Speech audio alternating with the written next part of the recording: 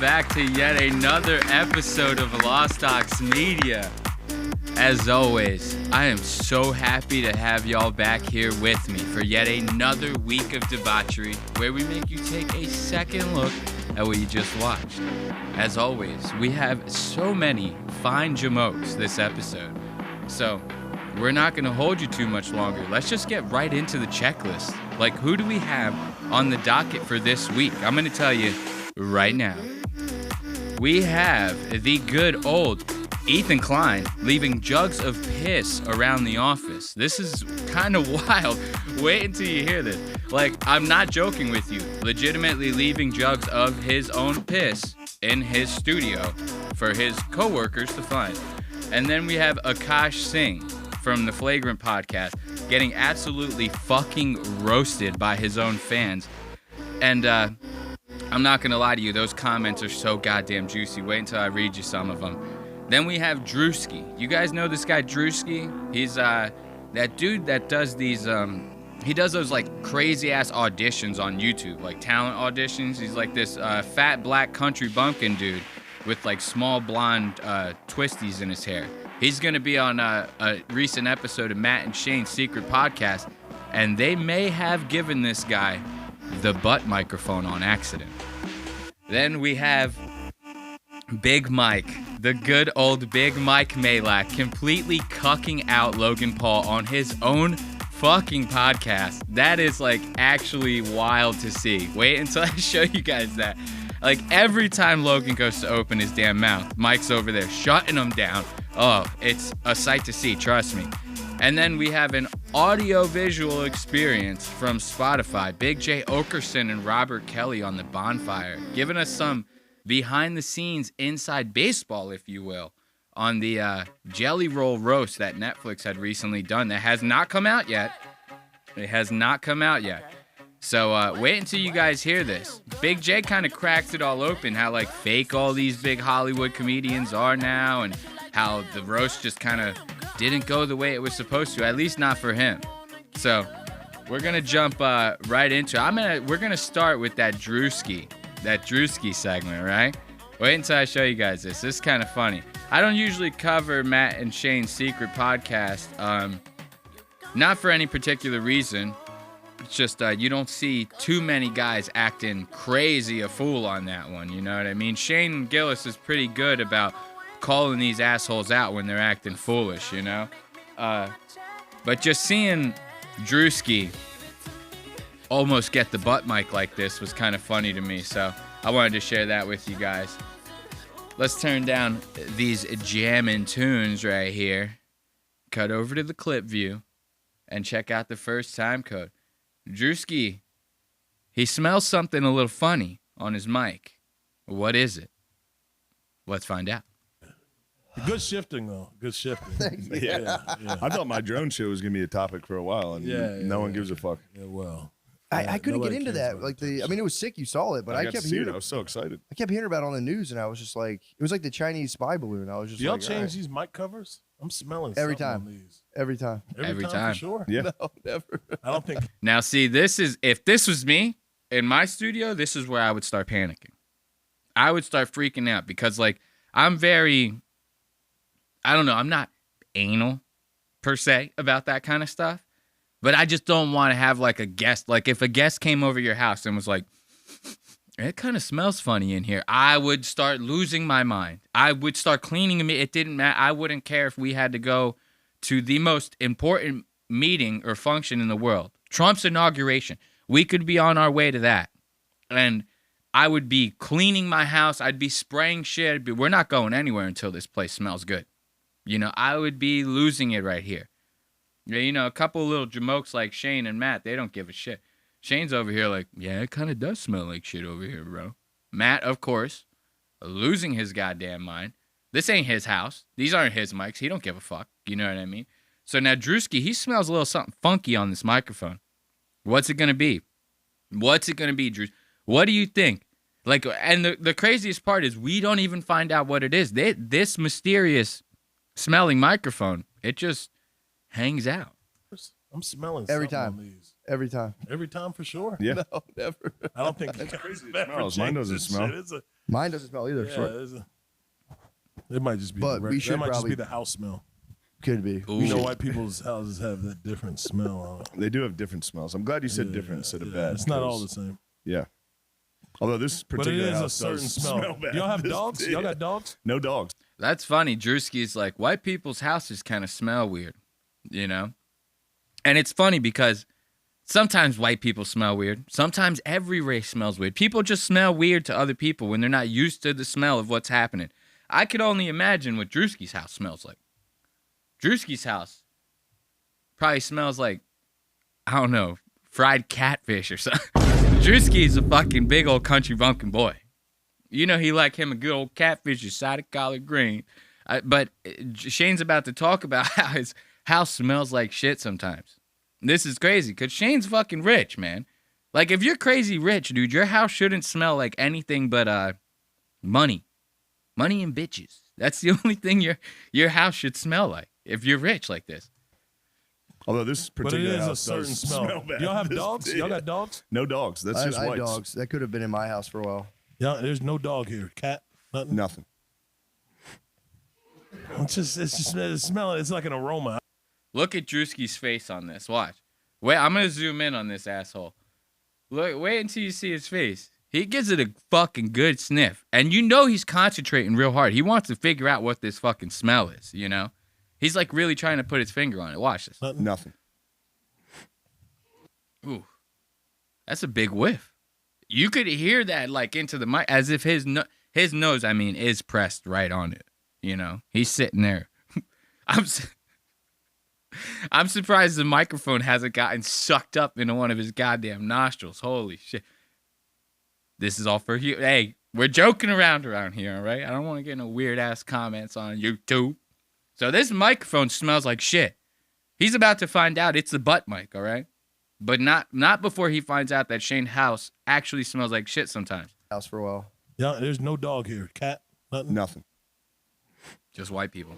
It's just smell. It's like an aroma. I don't know. It's a certain one. I don't know. Fuck it. Yeah, nah. Maybe just, that might just be for different people that's been here on the podcast. Yeah. How many people have y'all had on the podcast? Not that many. Okay. Yeah, that just might be the house. Huh? It's the house. Yeah, okay. But there's So Shane's sitting there smelling the fuck out of his microphone. He doesn't smell anything weird. And Drewski's like, how many people you guys normally have on here? Shane's like, no, nobody really. Matt's been doing these guys. Dude, Matt legitimately, I'm not even kidding you. Matt, when Shane's been gone for like the past like 6 months, like filming the new season of Tires for Netflix, right? So Matt's been doing a lot of solo podcasts. Like not solo, just without Shane. He's been having guests on. This guy, he's not recording in Shane's house. Matt can't record in his house. He's got a fucking like 2 little monsters running around that bitch and a whole wife, some dogs. You know, you can't podcast in that kind of environment. This guy rents out a studio and actually just like does the show on podiums. Like I'm talking 2 people standing there as if it's like a presidential debate. This guy's having a comedy fucking podcast. And they're both standing at podiums as if they're supposed to be arguing with each other. Instead, they're just telling dick jokes and talking about shit in their pants when they were drunk and how, I don't know, DMT will set your mind free, man. You know how Matt is in these types of situations. So they're sitting there trying to figure out what this smell is. But little do I would imagine this mic cover has been like in Lemaire's ass crack for the past like 6 months. He's been letting Lemaire Lee run around his goddamn house, free reign inside of his fucking house for however long he's been filming this goddamn thing. If you know anything about Lemaire Lee, we covered Lemaire Lee. He was bombing on a couple episodes of couple episodes back on Kill Tony. Lemaire Lee bombing his ass off. You remember that? Imagine that fat fuck running around your house for 6 months unsupervised. The type of shit that would be going. The goon cave that this guy made that they talked about in this episode was unprecedented. He made a whole entire goon cave just to jerk off in this guy's house because he's actually living in the shed in the backyard. There's some sewage issues with the front half, and the house does occasionally smell like shit. Okay. Yeah, it's kind of fucked up. And I keep trying to get it fixed, and Is for it some really, though? reason, plumbers don't believe me. I go, bro, I swear to God, the house smells like shit. and then it never I didn't smells. smell that bad. I don't smell that. It's just like it's like a. You were being like racist against whites. No. I wasn't at all. did. No, You said you did. Oh, white people smell like dogs. No. I don't want to say that. You did because do I white people wasn't. smell No, like dogs. It's just no. I felt like. Do white people smell like dogs? I've never smelled a white person that smells like a dog. But every time I'm around white people, I'm holding my nose. So I've never had that problem. Like a pet has been in here off of the mic smell. It's not necessarily everything. And it's wet dogs, to be specific. Okay, White people white smell people like wet dogs. Yeah. I never thought that. No, I've heard that. I thought you guys had pets. I do. I have 2 dogs. So could be them, or it could just be Could just be the whites. Could just be the whites. Yeah, let's wrap this. So you're doing this is the white part of your press tour, and you're going to come in and say we stink like dogs? No, not at all. Not at all. No, I don't. No. The mics definitely have a smell, but I don't think the house. Does your mic smell like a wet dog? I can't smell Mine it. doesn't smell like it. That's yeah. what- Look, now Drewski's smelling this guy's fucking sofa and shit. That's how bad. Dude, that's how bad this is. You know, the only other person I've seen have a problem with the mic cover like this is Bert Kreischer. Like that motherfucker breathes like toxic fumes. So that mic cover is practically sizzling off of the microphone when Bert gets done talking into it. They probably have to replace that thing once every other week, if I would imagine. So Drewski's really having a hard time with this. Fox can't smell his own hole. You know? Smell his. Yeah. Smell his. Let's trade. Oh yeah, this one does smell a little. Yeah, I said it is. Yours actually smells like a regular mic. Yeah. Yeah, this is totally scentless as well. Oh, did we give him the butt mic? Ooh. What the fuck?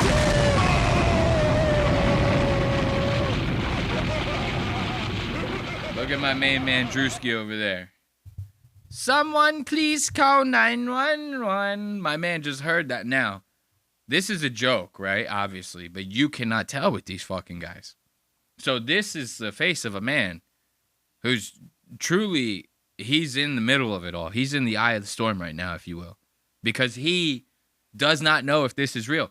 A couple of fucking frat boy cucks like Shane and Matt, that mic could have been anywhere. And Matt's looking at Shane for, oh, sorry about that. Matt's looking at Shane for fucking confirmation on the bit. You know, Matt's about to deliver this bit with Shane. The what? The what? Oh, the blue one's supposed to be for the. Oh, you got the butt mic. We record farts does on this that mean? podcast and we fart into. Yo, dude, Drewski's in it right now. Drewski's in it right now. I love that. Shit, look. Look at where I fucking back up to. Look at this. Shane goes to Drewski. Oh, the blue one over there is supposed to be for the guest. You got the butt mic. That's the one we all fart into. Remember Christina P. on Your Mom's House? They actually used to have a butt mic. If you didn't know that. Christina actually had a mic, kind of like this one, off to the side, right? That's not a butt mic. She had a mic like that, off to the side, right? Every time she had to fart, she'd fart into the mic, put it back down on the side. Just like that. I might actually start using that microphone that mic has just been sitting there. I've been waiting to like hook up like a reverb effect to it or something like that so I could fuck around with it while we're talking a bunch of shit. Still haven't gotten around to buying that pedal. So this guy, he just caught wind of the butt mic. You know? He doesn't know if this is real or not. And I'm not going to lie, they're almost doing a somewhat good job of selling this. We record farts on this podcast and we fart into.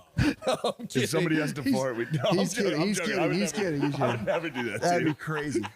That would be for real. I mean, Bro, y'all give him the butt mic. you would have every reason to be very, very upset. that'd be Seriously. so disrespectful. Dude, Drewski, almost in trouble on that one. Bro, you almost got the butt mic like that. He's kidding. He's kidding. I would never do He's that. That'd be joking. crazy. That would be for real. I mean, He's joking. Give it up for Shane and his lovely little jokes. We love Shane and his little jokey wokies. Now, maybe we should go on to the What's Eating Ethan Klein segment, yeah?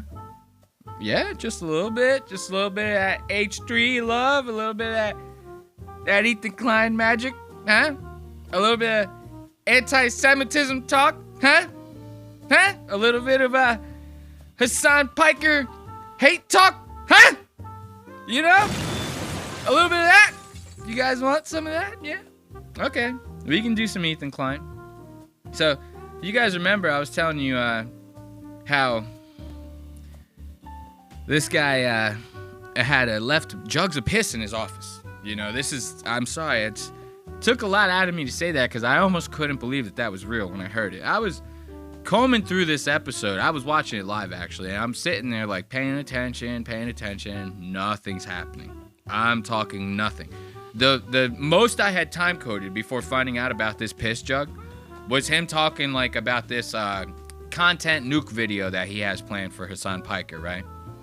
And trust me, I'm excited for that one. And I'm not excited because I think it's going to be, like, a good video. I think this is going to be, like, legitimately a very big crash-out moment for Ethan. I feel like people are really going to pick this goddamn video apart. Because what it's going to do is it's going to shed a light on, like, all of, like, the inner like thoughts that he's had on Hasan, probably since he's met Hasan, that he's probably always wanted to get out, right? And it's going to show a lot of, like, weakness in a man like Ethan. He can't just let something like that go. So trust me, there's going to be a lot of good shit coming out of that one. But in this one, all I was hearing was some Hasan Piker talk, right? And then he brings up the piss jug about how he has like a doctor visit or something like that, and they're running a bunch of tests on this guy like he's a fucking lab rat, right? And one of the tests involves him having to carry around a jug for an entire day, and he has to keep that fucking jug filled with whatever pisses he takes throughout the day. If he takes 20 pisses, they all got to go in that jug. So you got to be careful because they don't give you a second jug, so you have to make it fit. Okay? You don't want to piss too much. You don't want to piss too little. But we'll get into all that a little bit later. I want to show you guys him talking about this Hasan Piker content Nuke. This guy legitimately is like giving up everything to make this goddamn video. You remember last time I talked to you, the runtime of the video was 45 minutes long. He had 45 minutes worth of Hasan Piker hit piece wrapped up nice and tight for you, right? Now, the runtime is up to almost 2 hours. It's like an hour and 50 minutes long of him just bitching about Hasan. This guy's gone through probably every stream that Hasan's done in the past X amount of months, combing through it all like a goddamn investigative journalist just to make this crazy-ass video. And I could only imagine what the video's like. So let's hear him talk about it because he thinks this is going to be the greatest takedown video of all time. Anyway, so that was pretty hectic, and it took like a whole night away from me editing, which was a tragic loss. The biggest loss of it all. But last night, I'll tell you guys, I finished the basically the video's done. I need to now, over the weekend, I'm going to polish. I'm going to add a little bit to close it out. Mm-hmm. And then next week, we are going to launch that fucking bitch. The Hasan Piker Nuke. I think it's going to be about 1:50. An hour and 50. An hour and 50 minutes of concentrated hatred coming out of Ethan Klein. This is not the message that this guy's trying to portray out there in the world. You know, we're supposed to be cool Jew. You're not supposed to be hateful Jew like this, okay? When you get hateful Jew, that's when the world starts turning on you, you know? You know how everybody's always sitting there going, man, Jews complain a lot, you know? This is why. Because when you accidentally steal a Jew's parking lot, they start a whole goddamn thing about it, complaining their asses off. This guy, Hasan Piker, is making streams that legitimately have no involvement with Ethan. And I'm not defending Hasan. I think Hasan's just as big of a fag as Ethan is, but he's legitimately not making any streams that are directly correlating to Ethan at all. So this guy is just like legitimately living his life. Like he can't even fucking breathe and have an opinion without this guy making a 2-hour-long vendetta piece against him. He's losing sleep over it. He's not able to hang out with his wife and family. The last 2 members streams, the ones that the fans pay for, right? This asshole wasn't even in them. He's just going home, straight home, and editing Hasan Piker hit piece, the Nuke. And I think this...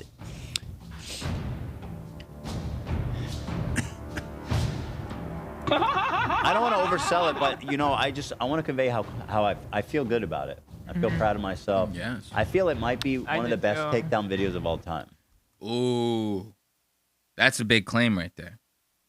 Right? And I'll tell you why it's a big claim. It's a big claim because you know how many hit piece videos there are out there in the goddamn YouTube sphere, brother? You know how many people are making hit piece videos, bro? A lot of them are on you, and they're pretty goddamn good. I'm not going to lie. You watch this guy, Moon? You ever hear this fucking Moon guy on YouTube? One of those British fags, he'll be talking about shit with this crazy accent. He'll be like, the reason why McDonald's is the most evil corporation in the world is because they sell burgers and fries to underage children. You know what? It's like, but the guy's editing is fucking like, it's top notch. Whoever this fucking guy hires to edit his videos, I'm telling you, they're crazy. They're not, they're just good editing. So this guy's got a lot of competition to be making this claim, right? And of course, Dan, being the best producer in YouTube history, and one who likes to go against Ethan, which I love. Dan's gonna say something about this. What I do. I genuinely do. Sell it, huh? I genuinely do.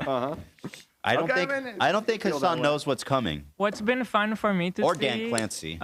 It's been so long since we made these videos. And it's cool to see Ethan again in this like highly edited version where you really get to pick every sentence and kind of like, I don't know. It's something we haven't made in years. 5 years since I last. I've posted a video with iDubbbz like going like. So now Ethan Klein, she's talking about how this is like a really nice. It's a good experience, because they haven't made a video like this in like years. They have, bro. And this is funny because she brings up the point. She goes, it's nice to see Ethan in this like edited format, where he really gets to pick and choose every sentence. He really gets to like artistically express his point with the editing. We've been doing live podcasts for the past X amount of years. But that's the thing. There is a backside to that, right? So you're saying that you get to see him in this edited format where he carefully gets to pick and choose his words. Why is the video 2 hours long almost? Like, think about that in your mind. If the video, the concentrated version that Ethan's channeling all this hatred through is 2 hours long, imagine if you were like just friends with the guy. You would not be able to spend any time with him until he got this shit out of his system. You legitimately wouldn't. Because if you cannot concentrate it down to something than less than 2 hours, you legitimately have to be spending every single waking moment complaining about this shit. You would have to be. Like I think like physically, like by physic law, you would have to be complaining about this 24/7 to concentrate it down to 2 hours almost, Like, what are you bitching about Hasan since birth? You got this video, it's an autobiography on the guy. Astro surfing. Like that to me was insane to hear that. You know what I mean? And listen to this. This is fucking hilarious. Ethan's like, yo, the critics are raving, bro. Everyone I showed the video to loves the video. They're obsessed with it. They love it so much. They can't hold back their tears. They're so excited. The critics are raving 5 stars across the board. This one's going to be on IMDb. And then remember last time he talked about showing it to someone. He showed it to Dan. Dan gave him fucking crickets. Dan was like, hey, we'll talk about it off air. That's not a good sign. Somebody tells you that they want to talk about it off air. That's not a good sign. It means he doesn't want to embarrass you in front of all your fans, your friends, the family. I heard reviews of people who I previewed to, they were screaming and shouting and cheering like they were watching Star Wars. Really? For the first time. Did anyone hand you Listen a to $100 that. bill? What does that have to do with anything? They were just so moved that they just handed you money. Is that a thing? No, see, this is what's funny. This is how delusional Ethan is. He's sitting there going, yo, I showed it to a couple people. They started cheering and clapping as if they had seen Star Wars for the first time. And Dan comes back because that is a ridiculous statement to say. I'm not going to get into it, but Star Wars came out. That was like the first movie with special effects. Like, so think about that. People went into the theaters. They were probably shitting their pants. You know, it wasn't that long ago before Star Wars that movies were in black and fucking white. So when people saw that, they probably lost their goddamn minds. You know? To see Darth Vader, to see one of the spaceships flying through, they're like, whoa, what the fuck? Lightsabers shooting and shit. They don't know what's happening. So to compare that to your video, to that experience, is crazy, right? So Dan sees this. He goes, oh, well, what? They give you like $100 bill? It was that cool that they just started paying you out of nowhere, right? He says this to be ridiculous as fuck. Ethan can't even pick up on it. That's how self-absorbed he is in this goddamn video. He's not even picking up on the fact that Dan is obviously messing with him. Screaming and shouting and cheering like they were watching Star Wars. Really? For the first time. Did anyone hand you a $100 bill? What does that have to do with anything? They were just so moved that they just handed you money. Is that a thing? Well, it sounds like that didn't happen, so I guess it's I guess they didn't like it that much. I guess it was fake. I love that. Dan goes, well, it sounds like what you're saying is a crock of shit. So what I'm saying to you is also a crock of shit. Everybody's raving about it, though. Yeah. And I'm very excited, guys. And I'll tell you this, too. You guys will notice, but I did not sugarcoat or pull back anything, and they are going to be so fucking mad. Like, I did things intentionally, and I'll say this openly. I said, I'm doing this. I know this is like pushing it, the boundary of what's like appropriate to say, but I'm fucking doing it because I'm right, one. I'm a professional comedian. You know what I mean? I'm the last line of defense, okay? Professional comedian, last line of defense, right? Look, he goes for confirmation to his unfunny, fucking stupid-ass wife. Listen to this. 2, if I don't walk the line, who does? Right, Hila? Right, Hila? And then... Right, Hila? I'm a professional comedian. I'm the last line of defense. And if I don't walk the line, who's going to walk it? Right, Hila? Right, Hila? You remember? Remember I told you to agree with me when we talked about this? Before we got into work today, I told you to agree with me. Right? So, right, I'm the last line of defense, right, Hila? Yes, Ethan. You're the last line of defense against my pussy. This is just crazy to me. Once again, going to the whole topic of Ethan being a professional comedian. I mean, dude, just because some fucking internet misfits pay you on Super Chat and shit, this does not make you a professional comedian. If somebody... This is what's crazy about these YouTubers, is some of them, like, really think that they're comedian. Like, it's fucking actually insane. He's not the only person to have this, like, delusion. I've seen other buck-toothed ass white fucking trailer park freaks on YouTube. They make a whole YouTube career out of, like, shilling fucking reaction videos to, like, 12-year-old kids, right? And, of course, as their popularity grows, you're going to get a couple people who actually make their own money mixed into that audience, right?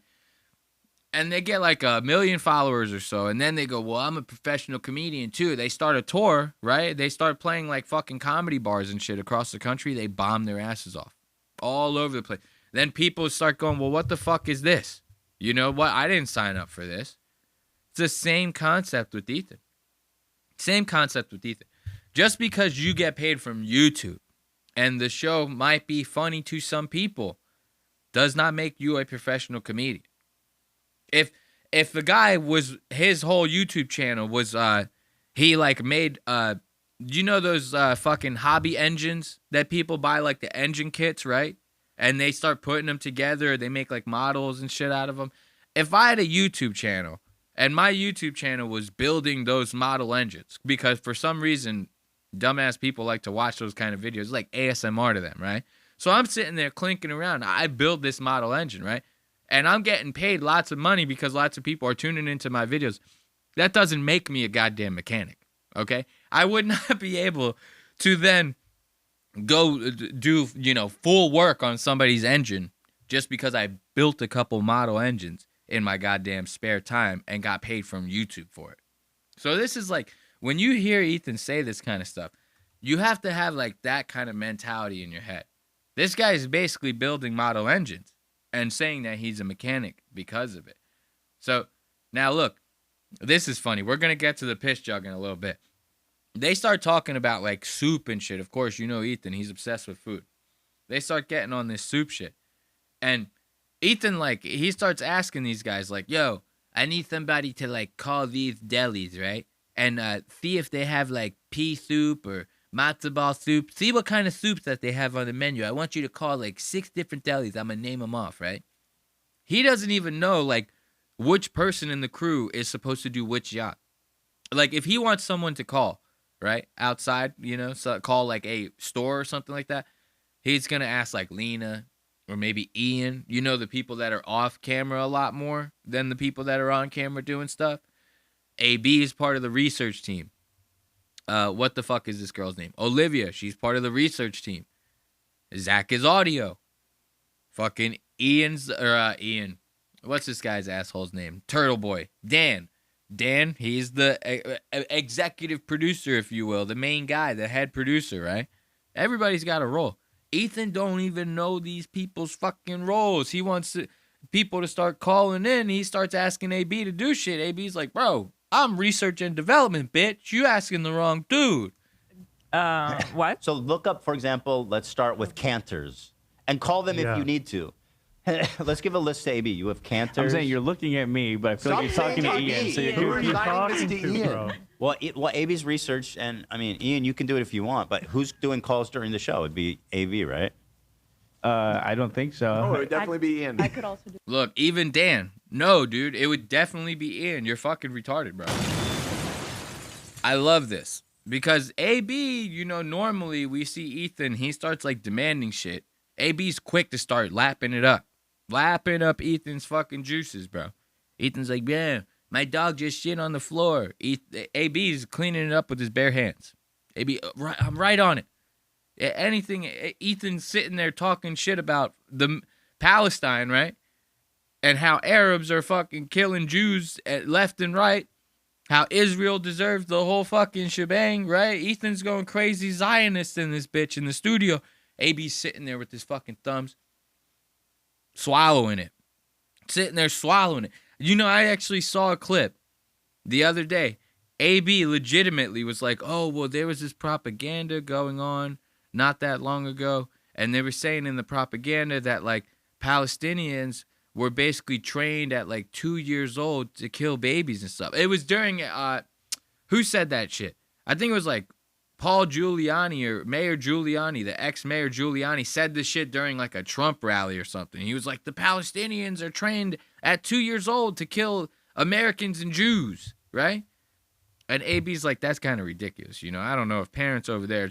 Dude, Hila legitimately is like, I don't know, man. Palestinians are fucking pieces of shit, man. Like, legit, like, she doesn't say that shit verbatim. I'm obviously I'm elevating it for the bit. But she legitimately goes, I mean, I don't know about that one.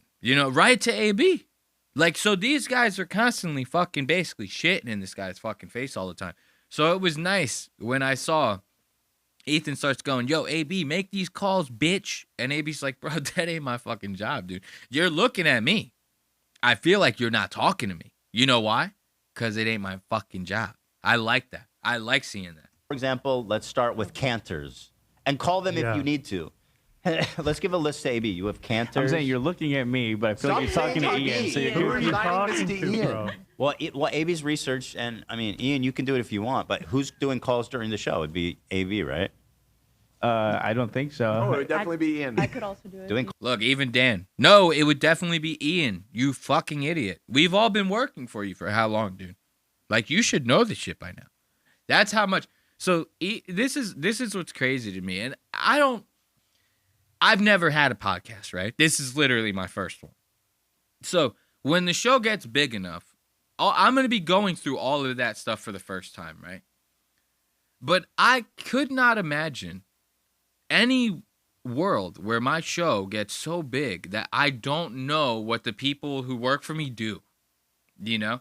Like, I couldn't imagine if I had 3 other people in this room working on the show, I would not imagine a world where I did not know exactly what each of them did.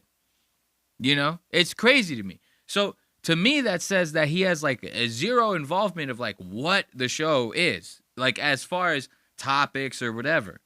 That's wild to me. I do all these topics myself, right? And later, if I hire a producer down the road, I'm still going to know what the topics are. I wouldn't be able to talk about any of this shit if the producer just came to me with it. I wouldn't have any context to like, okay, I'm going to start making jokes about stuff I don't even know about. Like, I had to have watched the episode, man. I got to look through the show notes. I got to know what's happening before we start shooting this shit on here, bro. Like I said, I try not to edit these things. So it's like, we're doing this basically live, okay? Like, I'm recording it, I hit end, that's it. That's what's getting uploaded. So I could not imagine hiring enough people to where like, this is like a plug and play type situation where I just come in, sit down and go like, okay, guys, you feed it all to me. I just do. That'd be nice. I would like to, but that's not how this show works. And to have a show like Ethan's, it's the same concept. You got to know what the fuck is going on here, bro. But now watch. He doesn't know what's going on. And Ian sees this as an opportunity to really piss Ethan off.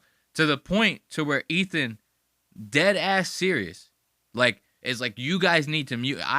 Ethan threatens to leave if they do not mute Ian's microphone. That's how bad he starts pissing Ethan off. Watch this. Calls during the show. Okay, Ian, you want to do this? Sure. All right. He's probably on a call right now. Cantors. I'm also down to go get anything too. If you Let's need. do it. Well, I don't even think we need to do that. Let's make the calls I first. think we need soup, is what I'm saying. But guys, please let me get this out of my system so we can move on. Get Look it at out. that. Even his own Ethan Klein, he's getting mad at. All he wants to do is start naming off Jewish delis to get a little bit of matzo ball soup. Couple yarmulkes, Uber Eats delivered to the goddamn studio. He can't even get the words out of his goddamn mouth. He's like, guys, please, I haven't even gotten to what type of yarmulkes I want for the goddamn studio yet. And we're still arguing about soup. He needs to get this out of his system. Now, this is one spout off. That was to his goddamn wife. Now, Ian, I don't know if Ian's doing this on purpose or if Ian's just like that big of a fucking, weirdo. Like, because Ian does strike me as one of those people that, like, he probably has to try, like, 0% to annoy the shit out of people. Like, he strikes me as one of those types of people that, like, his sheer existence is annoying. He vibrates like a frequency of annoyance that just fucking penetrates people's fucking psyche like you would not believe. I really feel that way when I see a guy like Ian. I go, that guy is no good. And it's not because he's evil. He's just one of those people that you just can't tolerate to be around, right? So if Ethan's already getting like this with his wife, how do you think he's going to get with Ian? So Ian sees that he's already getting snippy, right? And like I said, I don't know if he's doing it on purpose, but he uses this as an opportunity to twist the knife a little bit. Get it out. Cantors. Yeah. Daughter's Deli. Mm-hmm. Mel's. Is Mel's not really? It's a diner. That's a diner. It's a diner. Yeah, more. Lovey's. Brent's. We think we are. Yeah, Brent's obviously. I mean, those are for big names. I'm writing them all down. And then let's start with those 4. Those are all big, heavy hitters. And I'm looking for split pea soup. Should we ask them what's their best seller soup? Oh, that's a good question. I mean, they wouldn't know if it's a waiter. They'd be like, I think it's this. It's got to be matzo ball. I say, can I? Wait, no, you could totally. You ask if they have. Do you have split pea soup? They say yeah. They say, do you have cabbage soup? Yeah. Which one gets ordered more? Which one's more popular? You just act like you're gonna. Yeah. You're asking. Dude, can you actually believe that like 18,000 people will sit around and watch this shit live? Like, I'm almost falling asleep fucking sitting here trying to cover this shit with you guys. I could imagine this got to be getting boring for you. Like, if it wasn't for the simple fact that I already knew that Ethan's about to snap off on Ian, I mean, I'd be snoozing right now. I'd be out like a light. It'd be done for me. This is the kind of shit that I'm talking. 9 producers, research team, chat moderators. Like, this is what you get for that right there. And then they want you to pay $5 a month to join the goddamn member stream that Ethan's not going to show up to. They want you to toss money at fucking chat just to say something, to not even have the host of the show read it off, right? To have Dan, probably the second most unlikable person in the crew, to read them off for you. Yeah, okay, that's cool. Asking them which one you want. Yeah, that's fair. I'm betting like $200 that nobody orders cabbage soup. Who's betting? Wait, hold on. $200. Don't say nobody. It's on the menu. Look, Ethan's inner Jew is about to start coming out of here. Watch this. So Hila goes, I bet $200 that no matter what deli you call, I bet none of them even sell that much cabbage soup. Who's eating cabbage soup nowadays? It's 2024. Matzo ball soup, Jewish soup, all the way Jewish soup, matzo balls. That's all people are eating. So Ethan hears about this $200 bet. He's like, whoa, bitch.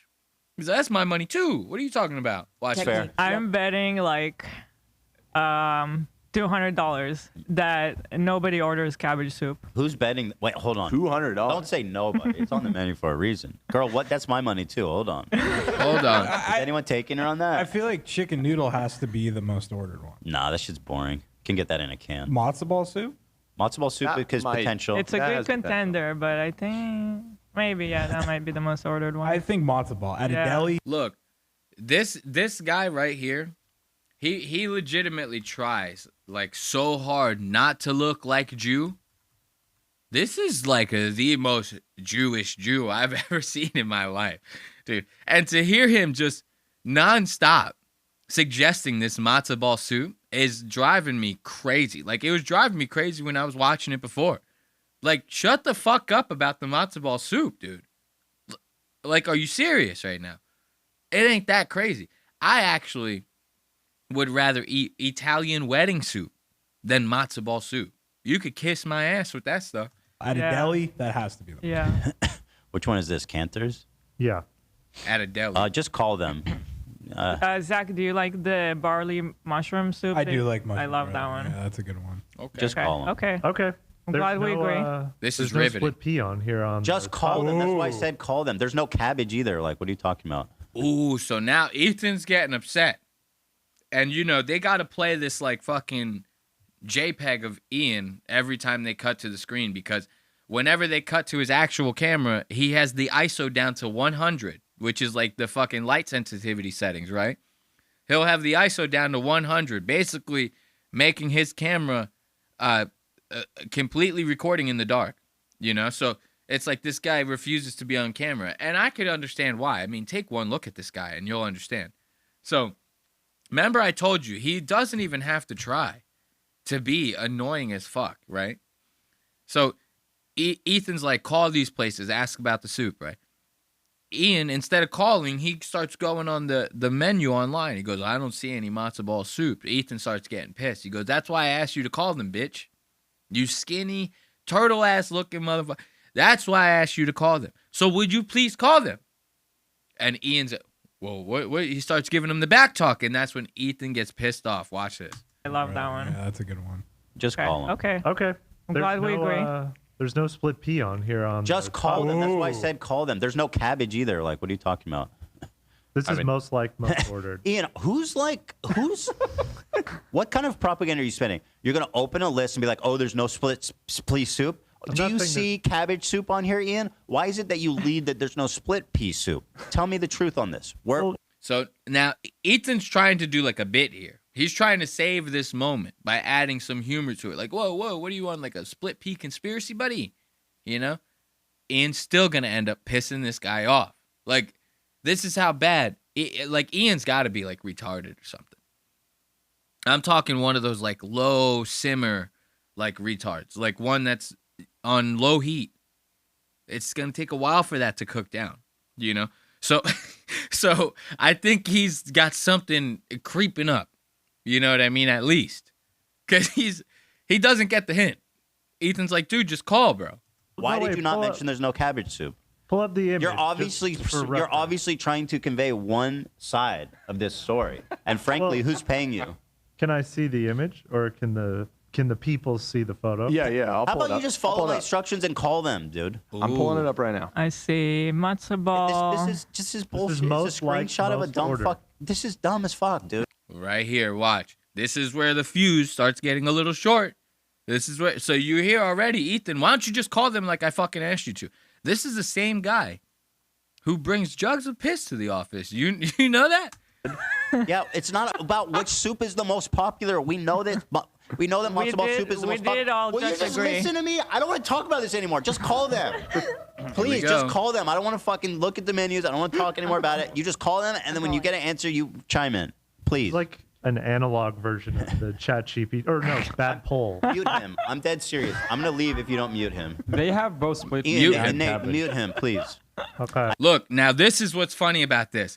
Ethan's going, mute him. Mute him. I swear to God, if you guys don't fucking mute him, I'm out of here. Like, I will leave this very moment if you don't mute him.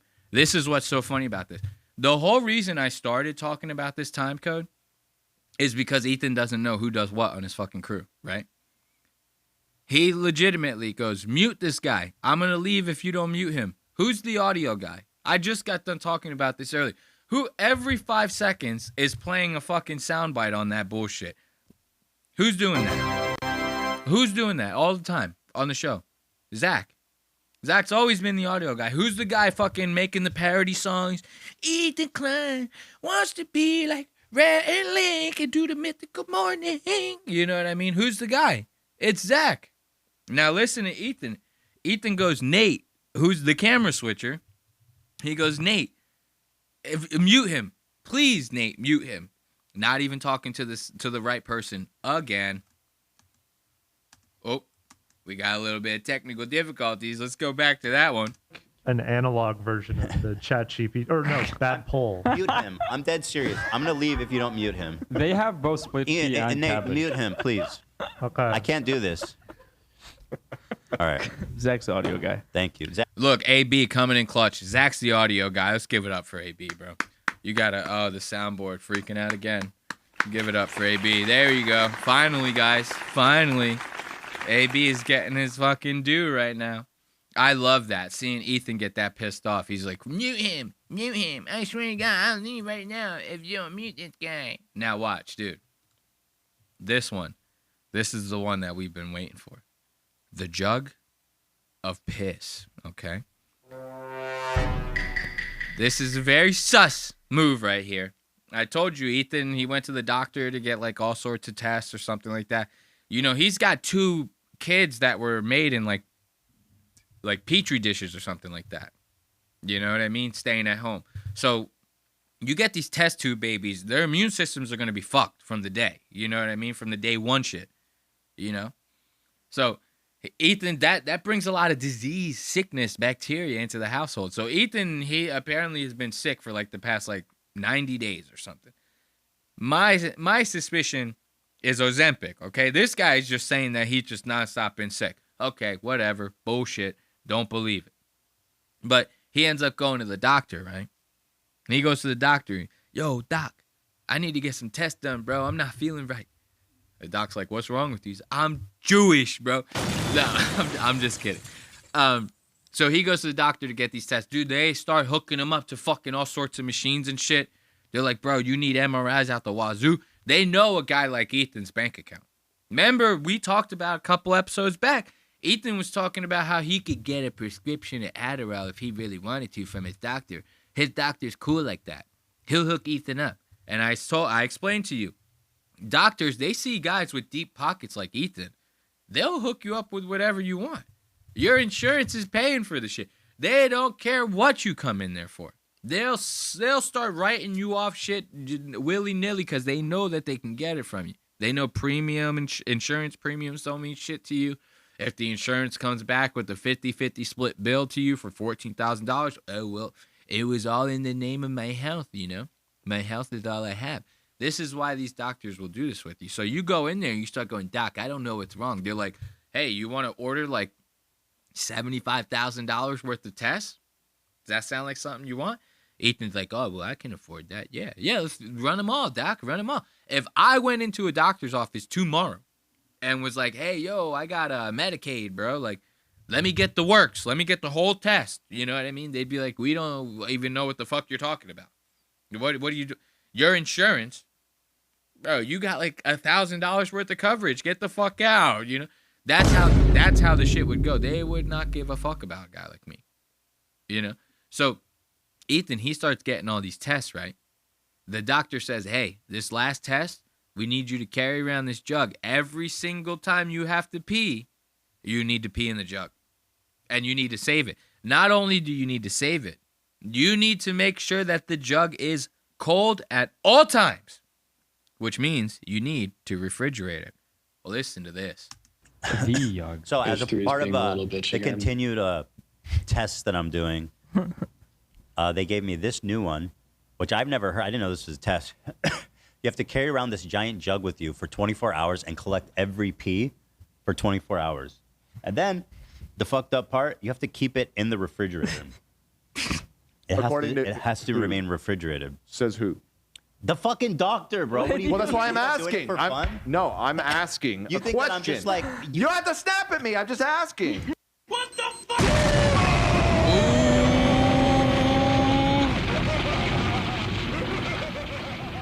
Is that serious right there? Why the fuck would I store it? You know what I mean? So that's a great question that Dan asked, because if you see a guy like Ethan, you're like, this guy is a fucking slob. You know, he leaves the house barely dressed every day. You know, he's obsessed with farts and asses and prolapsed anuses and shit and stuff like that. So it's like, you already know this guy is the grossest that you can get behind closed doors, of course. So you see, oh, this guy's got a piss jug that he has to keep refrigerated all day. To ask who is asking you to do that is a very valid question. Like, that could be his weird-ass Jewish dad asking him to do that. You know what I mean? His dad's like, well, back in the old country, we used to keep the bottle of piss in the Yaja boy, in the goy, in the sugar boy. You know what I mean? So this could be anything that Dan's asking him. Who knows? I don't know. So he's like, yeah, that's a valid question to ask. Ethan's getting pissed off about it. Why? You got something to hide? Is this piss jug for something else? Because I've never heard of a test like this. You know, that'd be like if you went in to get a stool sample for the doctor, right? And he hands you a 5-gallon bucket and goes, every shit you got to take, you got to dump it in that bucket. It's got to stay refrigerated, my friend. 24 hours, bring it back. No. Usually you go, they just ask you to piss in a cup once. You know what I mean? Shit in a thing once. You know, what are all these samples? You can't get time-released samples, bro. Like, that's not how this works. Says who? The fucking doctor, bro. Well, that's why I'm asking. For fun? I'm asking You a think question. that I'm just like... You don't have to snap at me. I'm just asking. Why the fuck would I store it in the fridge for fun? That's insane. I don't know. It's not. It wouldn't be the most insane thing you've done. It is fucking... You guys really got to question everything. It's ridiculous. I got a what question kind of question too. is that? Yeah. All that money, and you guys only got one fridge? Wow, Yeah. but Listen, I can't even believe Gila's going, you guys got to question everything. Oh, you guys got to question everything. Bro, you just got done telling us that you have a piss jug that you have to carry around for a day and keep in the fridge. Like, we're not supposed to have any questions at all? Like, what the fuck kind of bullshit is that? They're horrible, though. It fits. I have another question. You said it comes with you everywhere, and it has to be refrigerated. No, I Is have it in our kitchen? Not right now. Okay. Not right now, he says. Broski, you come at, if I was one of these guys producing this shit, you say something like that, I'm going to be like, all right, well, in that case, I will come back the next time that you get the studio cleaned by professionals. Bro, that's legitimately biohazard shit in the workplace, bro.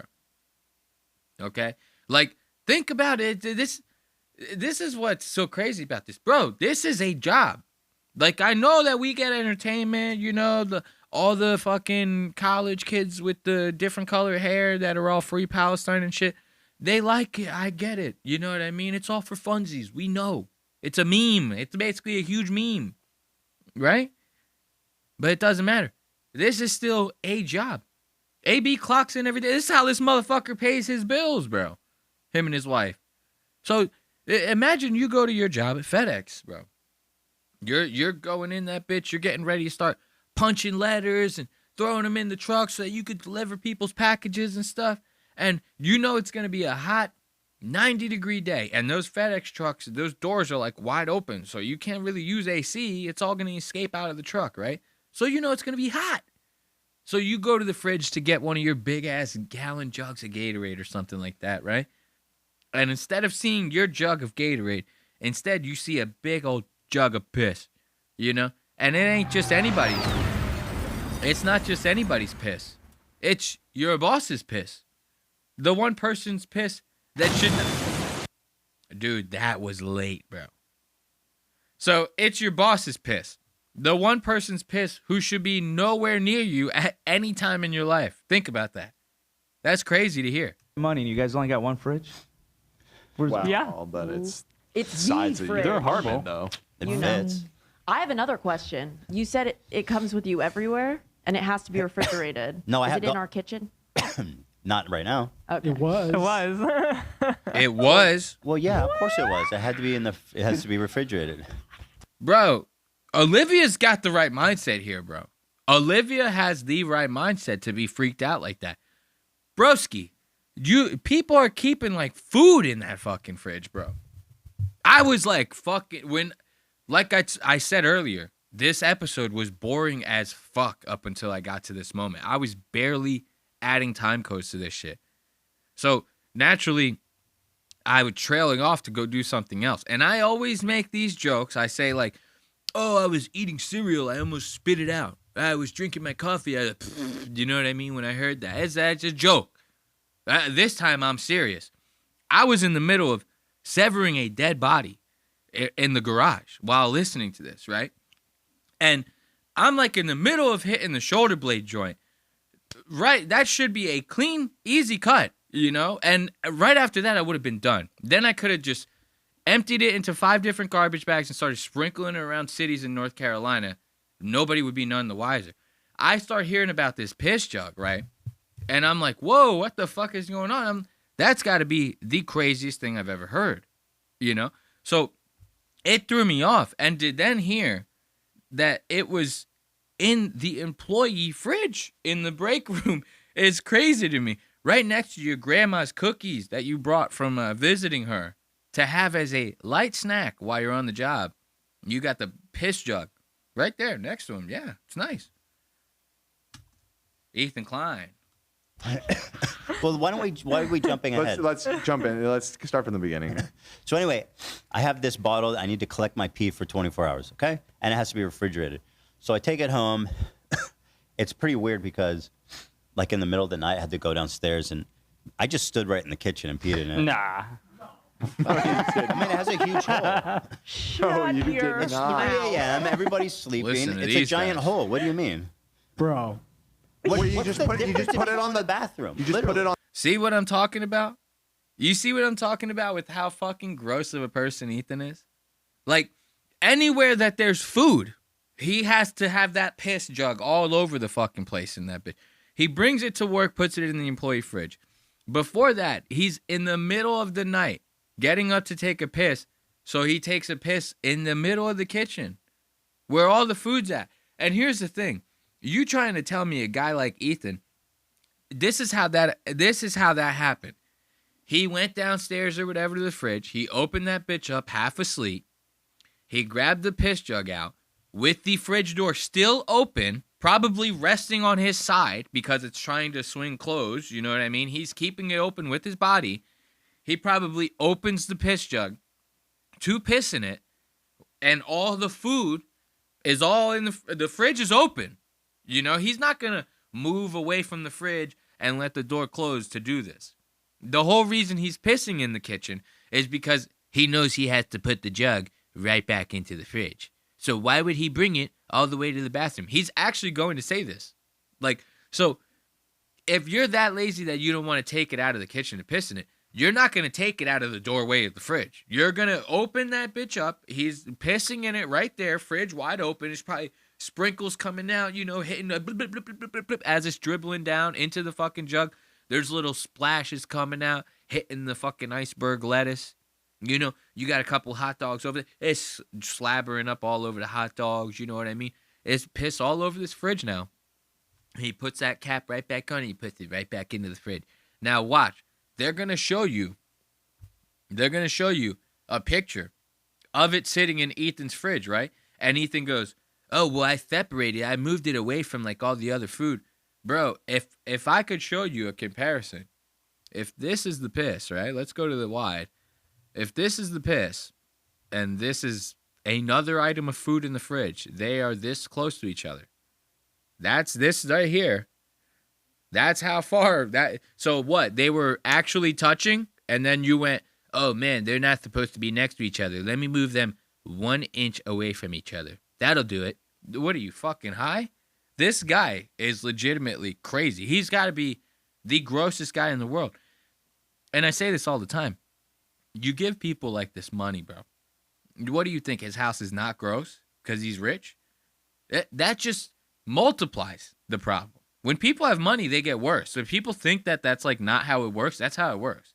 If you're a prick before you have money, you're going to be 10 times more of a prick when you have money. If you're frugal before you have money, you're probably going to squirrel some of that away a lot better than somebody who isn't. Okay? So like your traits just get multiplied when you get rich. More money, more problems, bitch. On the floor? No, I'm holding it. I'm holding it, and it's a giant hole. Your dick fits easily inside. You didn't need any. You didn't like feel maybe there should be. I guess it's your. It's the same way I would have peed in the bathroom. I walked in on him doing it. Oh my god! Then you can't even say no one was coming down. Well, I knew Ela was around. I didn't care if she saw. Yeah. I kind of wanted her to see because it was funny. Yeah, I see that. It is fun. I mean, I don't care if the boys. He wants to sexually assault his wife. He wants to force her to see that thing, to see that schmeckle, that fucking schmeckelberg. Yeah. What else is like a Jew? What's like a Jewish pastry? I don't know. I can't think of any. Think of a small nuggety type Jewish pastry, right? That's Ethan's dick. Fun. Yeah, I see that. It is fun. I mean, I don't care if the boys saw either. There was someone at the house that I did not want to see it, and that was the one concern. But think about that. Isn't that crazy? So not only is he doing all of this, which is wild as fuck in the beginning to just even think about, the fact that you're doing it is crazy, right? But he's also doing this with a guest in the house. Dude, if you're doing this with a guest in the house, imagine what you would do without a guest in the house. He'd probably have to fill that jug up like 5 times because he'd probably drink it all. He'd be, oh, I thought this was Gatorade. This isn't Gatorade. You know, he'd probably drink it. I don't know. This guy's crazy, bro. That's a normal Even more thing for guys reason to do, go to the bathroom. right? what? Yeah, it's Nate. What would you have done, Mister? Oh my God. I would have just gone to the bathroom. Go to the bathroom, Yeah. And you would have done it differently? No. You would have held the bottle. You would have peed in it. But you're standing in your own fucking house that you bought with your own money. Okay, what, you think that makes it better? You think because it's your house, it just makes it better, bro? This is crazy. Look at this. Now watch. Look, this is going to be the jug in the fridge. Look at this. This is insanity. They're so close to each other. It's actually insane. The food and the piss are so close to each other. This guy didn't even, like, wrap it up in a bag or anything like that. Like, if you're going to put it in your fridge with your uncooked food and shit, bro, at least try to, like, wrap it up or something. This guy leaves it raw. Raw in the fridge, dude. Thank you. Anyway, obviously, I used some precaution. Look at this, bro. I'm sorry. I'm pausing it, but look at this. Remember I told you how close it was to the rest of the food? And then you're going to hear him say, oh, well, I made sure it, like, wasn't touching any of the other food in the fridge. Bro, this right here, bro, this looks like 2 packages of, like, deli meat.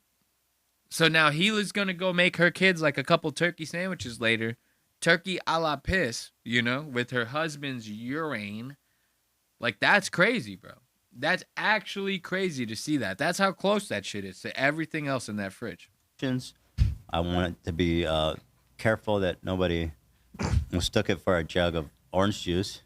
Right next to milk. As a good link. Do not drink, do not open. And then I said, well, just so you know, so you're not, don't get curious. You know, curiosity killed the cat. That's what they say. It's pee. No, I think it's good you clarified. What is the science behind refrigerating it? I'm not a fucking doctor. So they told you to put it in the fridge. Yes, explicitly, it needs to be refrigerated. Huh. And this is It's very weird. I've never heard Why of are this you guys questioning This is that? for what kind That of seems test? normal. What kind of? I don't even know what they're gauging. Hila, that seems normal. In Israel, we do this all the time. In Israel, this is number 2 drink in the country is piss. So everybody in Israel, they all have jug of piss. They have jug of, it's like, dude, that's what I don't know.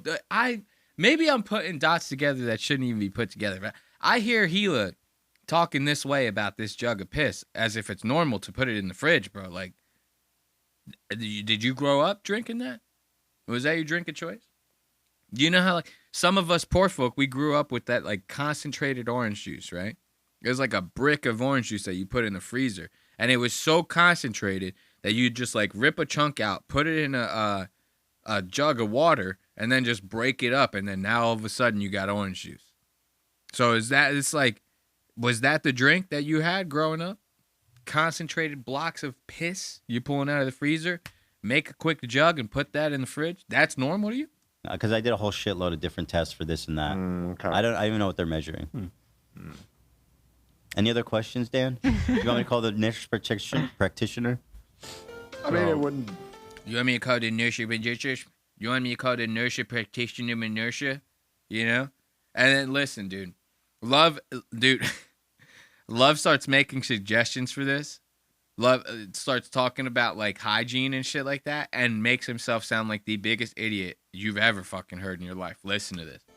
Kind of help if we got it from an actual medical professional. Also, I noticed you put it next to the creamer here too. Is there like a science reason for that? Well, no, that was the only place it fit because it's pretty tall. So I moved everything out of the way, make sure it wasn't touching. Now, when I brought it here, I put it in a bag to secure it further. But when it's in the fridge, there's no point putting it in the bag because I have to grab it so frequently to pee in it. So when I saw this yesterday, There's a point. when I saw this on Instagram, I was like, that should be bagged up. Because Now, listen, Love is about to come at you with the most crackhead fucking logic that you've ever heard in your life. First of all, Ethan claims that this isn't touching anything. I mean, you got it touching the kosher turkey deli meats right here. Okay, so myth busted right out the rip, right? And then he goes, oh, well, I didn't want to keep it in a bag because I have to pee in it. What are you peeing, like every 5 fucking minutes? If you had to piss every 2 hours, which is a lot, that's enough time to go by for you to wrap that thing in a bag.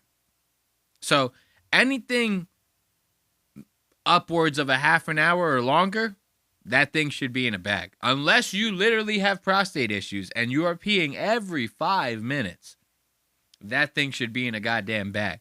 Now listen to Love. You heard him. He starts this little crackhead logic here.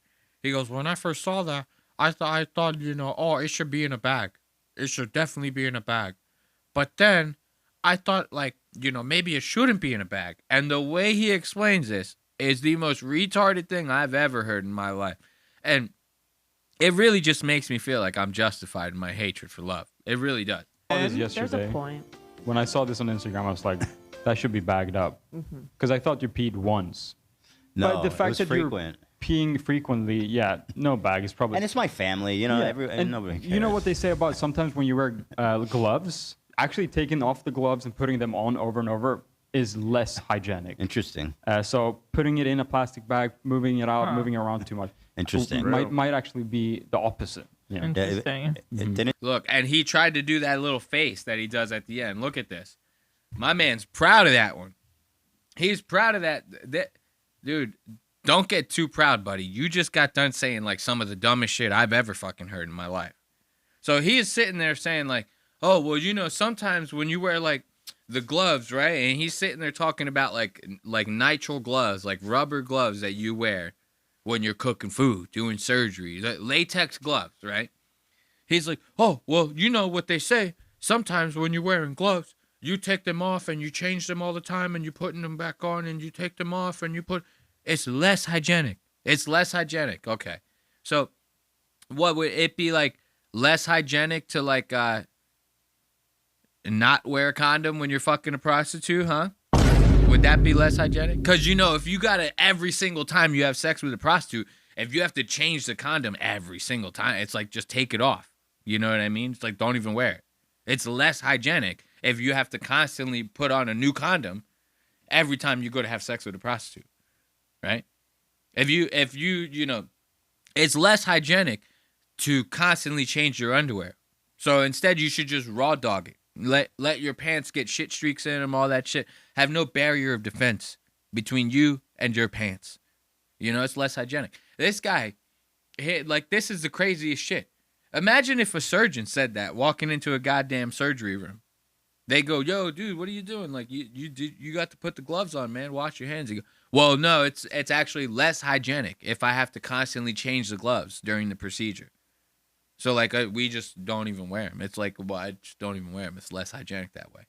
That's actually the dumbest shit that I've ever heard in my life.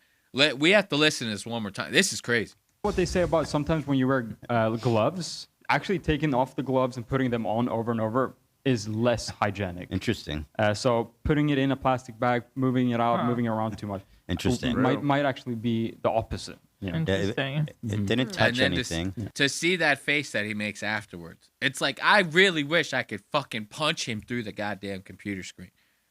You know? Get an assault charge or two. Imagine watching Love with a bloody nose, you know? It's like, whoa, dude, that bloody nose. Listen to these guys talk about it being in the office, bro.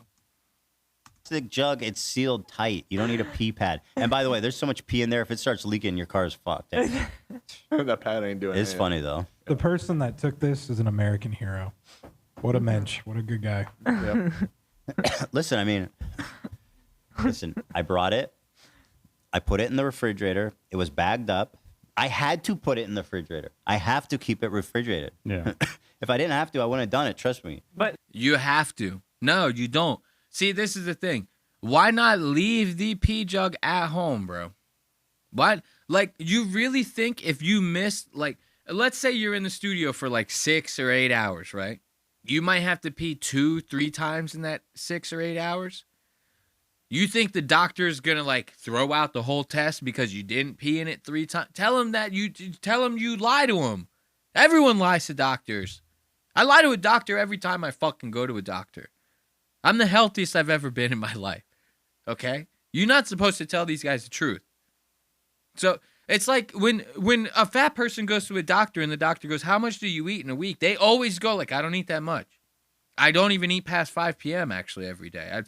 I don't eat sugar. I don't eat none of that. Doctor asks, hey, how often do you smoke? The person smokes 2 packs a day. They go, I smoke. I'm a social smoker.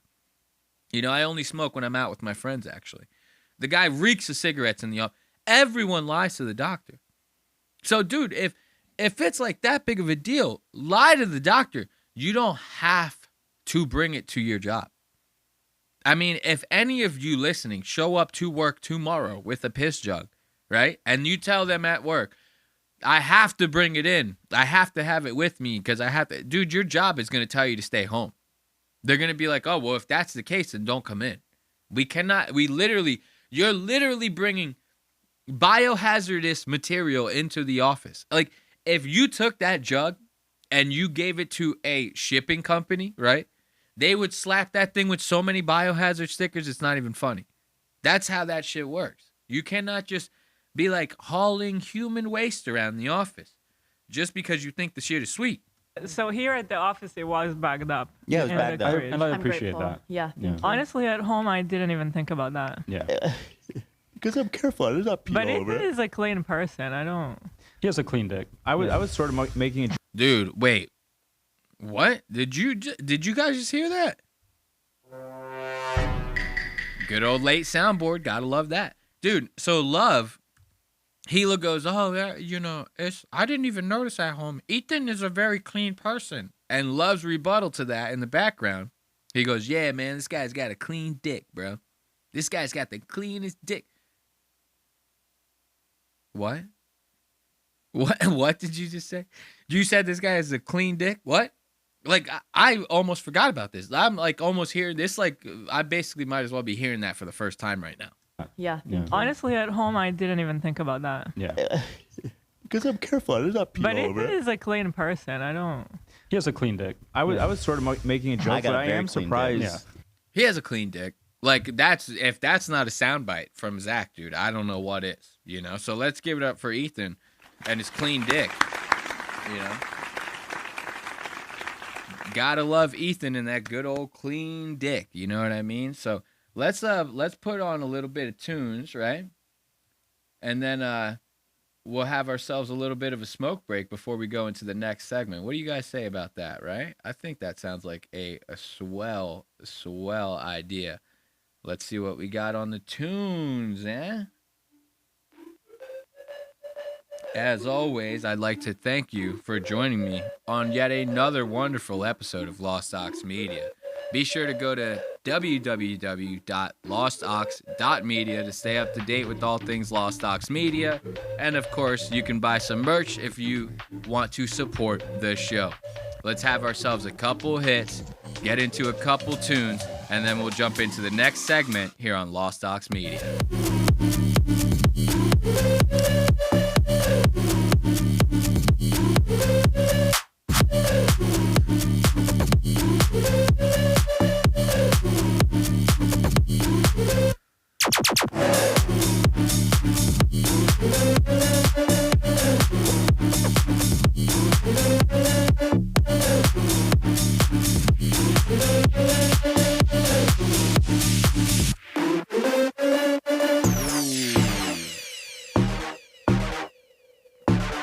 Uh-oh.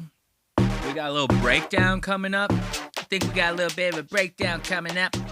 So, we talked about good old Akaash Singh very briefly in earlier episodes. And I'd mentioned during that, mentioning of him, I hate using this same word twice in a sentence. I brought up during that mentioning how we're going to end up talking about Flagrant on the show. And now is that time. Dude, wait until you guys see this fucking shirt that Akaash decided to wear on recording day on Flagrant. And wait until you see the comments that this guy's audience is roasting the fuck out of him with. You're going to get a big kick out of this. So let's get a couple more hits before we get into that.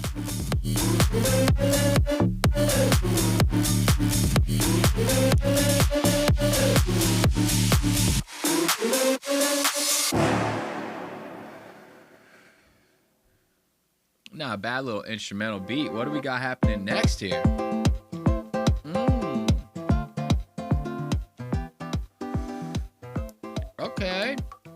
Okay. Song kind of reminds me of like, you ever see one of those dudes that play the acoustic, but they're like really playing like 9 instruments because they're like slapping the guitar and doing all this crazy shit with the strings, so it sounds like it's like a band playing, but it's really just them. I think there was a guy, his name was like Andy McDonald or something like that. He was like the first guy that I remember seeing do that on YouTube and stuff. The guy got big real quick off of that. It's back when like viral videos actually went viral. Nowadays, you could get 36 million views. It don't mean jack shit for you. So, let's not hold you guys too much longer. Let's get into this Akaash Singh business, right? So, I was watching this episode of Flagrant where they were talking about the LA wildfires that happened, right? You guys see those LA wildfires? Big old shout out to Magnus Galactus, you know? That guy's dealing with the wildfires in a pretty serious way right now. So, Lost Aux Media is sending thoughts and prayers to you, my brother. But this episode of Flagrant, they're talking about the wildfires, right? And then all of a sudden, Andrew brings up Akaash's shirt. He goes, man, it's nice to see that you're wearing a shirt where you're not going to get any, shoulder puffage like we saw in the last one, right? That got me a little curious. I was like, whoa, what's he talking about? So I go check out the episode that aired before that. Bro, Akaash Singh has got like the biggest shoulder pads in the game. Like, this shit is actually crazy. When I saw this, I was like, actually shocked, bro, because I couldn't believe that this guy actually like left the house wearing this shit, and then to show up on recording day, you know what I mean, like this, you know, that shit is wild to me. So let's check this out, because right out the rip, you see this guy's fucking shirt, and it's actually insane. Watch this. What's up, everybody? Welcome to Flagrant. Happy 2025. Anything Hey, yo, what are we doing? uncomfortable happen on your guys' Ain't no vacation? buffering. I feel like more things happen on your. Look at this asshole shirt. Look at the size of the shoulder pads on this motherfucker right here, boy. You can't, that explosion, there we go, finally. We might give up the soundboard altogether. We might just use it for applause, and then that's it. You know, the rest of the show just might have to be your boy. I might have to carry this whole shit. So, look, these shoulder pads are the biggest shoulder pads you've ever seen. You know what I mean? Like, these things are wild. This is NFL-grade shoulder pads this guy's wearing underneath this goddamn flannel. And the funniest part about this is, like, this is probably like some Burberry shit. You know what I mean? Like, this flannel probably cost a smooth $4,200. And, of course, you could tell they threw extra starch into the mix. This guy ironed this thing 19 times before putting it on and didn't think once to at least wear it out a little bit before showing up to recording. Like, this is what happens right here when you buy a brand new shirt, right? And you wear it the second you bought it. Like, I understand you shouldn't have to, like, wash every single piece of clothing that you buy brand new. But if the thing's got, like, creases in it and shit, you gotta give it a good wash before you wear that thing out, right? So this thing is still creased up from the hangers. You know what I mean? This thing is, it might as well still be on hangers in the rack. You know what I mean? And Akaash has got this thing on like it's the sweetest goddamn Burberry flannel you've ever seen. And that ain't even like a good angle. You know, like you could tell the shoulder pads are big, but that ain't even the best angle. Look at this. Your vacation. I had an amazing vacation with my wife. Oh, beautiful. My baby. Beautiful. Day one, my wife was vomiting. Oh, nice. Yeah, violently. Day two, she got her period for the first time. Look at those shoulder pads. Yo, it looks like he's like, you ever see one of those people that got no neck? You know, there's like this black dude that, I don't know the guy's name. But there's this black dude that's gone pretty viral. He's got a pretty good social media following. And the motherfucker's legitimately got no neck. To the point to where, like, his shoulders go, like, halfway up his head. You know, like, you shouldn't... You know, my shoulders, they're good, let's say, 4 inches below my ear. You know, below my earlobe. This guy's shoulders start, like, up here. Where, like, his eardrum is. That's where they start. You know, his head, like his face is practically in the middle of his chest. You ever see these like an action figurine? You ever see the old Power Rangers action figurines where you could take the helmet off and the helmet head goes into the chest and then out of the chest comes the Power Rangers like regular face? It's like that, except his head is always in his chest. It's like that's how bad this guy's got no neck. Akaash kind of looking like this dude right now. Like, the neck on this is insane, bro. In 2 years. Wow. So it started off amazing. It was absolutely incredible. And then to be sitting like that. You know what I mean? Like, the shirt is bad enough, dude. So let's at least try to get out of that situation by spreading your legs a little bit, bro. Like, you sitting on the couch with nothing but, dude, you can man spread a little bit. No one should be bitching at you about that here. You know? It's a very... what do they call that? Matriarchy, right? No, patriarchy is men, and matriarchy's women. It's patriarchy all the way, bitch. Spread them legs. You know what I mean? So now, let's look at the comments, dude. The comments of that are just fucking priceless, dude. Watch this. The number one comment. Akaash looking like he forgot to take the hanger out of the shirt when he got dressed. Dude, that, like, bro, I was reading these. Howling, bro. Howling. Listen, let's see. What's another one? Akaash bringing back shoulder pads. Let's check out the replies, because you know if it's gotten 729 likes, somebody's in that bitch and they're roasting his ass up, dude. Look at this. He's never wearing that shirt again. bro said he looked like Brooke Shields, bro. Look at this. Let's check out another good one. Akaash bunched up a shirt in the back is bugging the shit out of me, dude.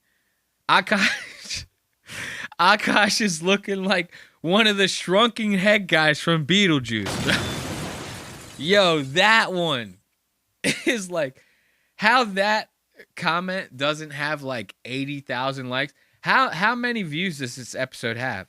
492,000 views. And that's how much people don't read the comments. That comment has less than 600 fucking likes on it. That shit should have 100,000 likes, 1 million goddamn likes.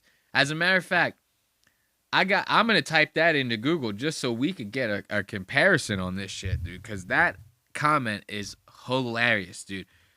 Shrunken head guy from Beetlejuice. What comes up here? Jesus fucking Christ. It's spot on, bro. It's spot on. Dude. Oh my God. Oh my God. Look at this. That's Akaash Singh, bro. That's him. Holy shit, dude. That is actually insane, bro. Let's see. Can we? Oh my God. Look at that. No, dude, I got to learn how to work this computer better than this, bro.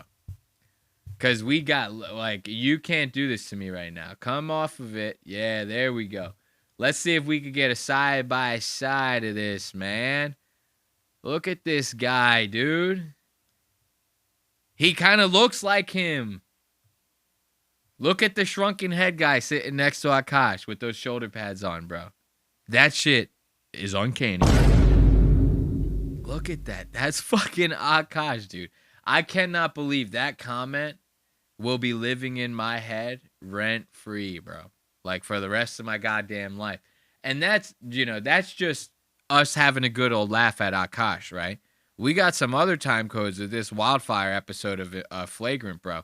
One of this guy's co-hosts, this guy, what's this dude's name? Is like Mark Gagnon or something like that. Gagnon Cock or some shit like that, this dude's name is, right? And they get like halfway through recording, right?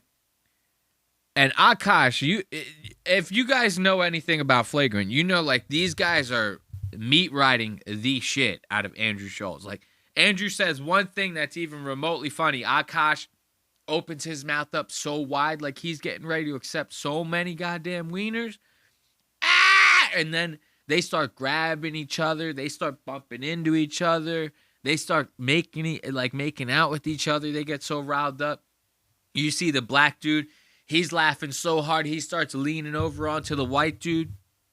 Starts kissing on his neck ever so lovingly. Like, that's how bad these guys are really riding each other's meat like this over some goddamn jokes. Like, if you say some shit like that's even close to funny to me, I'm going to spit in your face before I even give you a single laugh. I laugh at myself, and that's it. No one's ever said one thing to me that's ever made me laugh in my entire life, okay? So, to see these guys laugh so willy-nilly like this makes a dude like me sick, right? Aaron is way better. Now, you're about to see, Andrew's going to say like some one-liner bullshit, right? Something that, again, doesn't warrant the laugh that they give him. Akaash is going to legitimately lose his mind. You remember we talked about the definition of hilarious last episode. This is going to be so hilarious to Akaash. He nearly goes into convulsions. He needs the support of Mark Gagnon. That's Mark Gagnon right there. This little white dude with the ponytail. And Mark is going to be supporting Akaash as he goes through this laughing fit. Because Akaash starts leaning over on him. It's just so funny. When he leans onto Mark, he gets a good whiff of Mark, and Mark don't smell so good. Watch this. Can y'all explain to me this smelt thing, the fish? No, oh yeah. The jet fuel, it can't melt them. So people think it's controlled demolition. Is that what you're talking about? I just fucking hate them. Like apparently there's no water because they're trying to protect the smell. Damn, dude. What? Look, right here. You see Akaash? This is the moment of truth, bro. Akaash realizes. He goes, yo, bro, you ever see someone do that? Like you see someone, they go to like give a girl a hug. You don't see it happen with girls that often, but it happens. Trust me. You go to see a guy give a girl a hug, and she goes to wrap her arms, right? The dude gets a whiff. He, whoa, backs it up like that. You never seen those videos online? I see them on TikTok all the time. I spend so much time scrolling on TikTok, it's not even funny. So, Akaash, they start laughing because this Mark guy, he doesn't understand what Andrew's talking about. Andrew's like, yo, what's happening with this smelt fish, and why is it such like an endangered species right now with all the wildfires going on in California? You know what I mean? Like, this shit crazy, dog, because you know Andrew thinks he's black. So Akaash starts laughing because Mark's like, what do you mean the smelt? It doesn't melt steel beams. And he thinks he's talking about like 9/11 and shit, bro. That's how stupid this guy is. So Akaash starts laughing, and watch close. Akaash laughs, right? We're going to back up a little bit. Akaash laughs, and he leans over and leans into Mark while he's laughing. And that's where he catches a big old whiff. Is it controlled demolition? Watch him. Is Watch him lean into Mark. Watch right here. Apparently there's no... Leans into him, right? They cut the camera. They cut the camera right as he was leaning. So look, Akaash is about to make impact.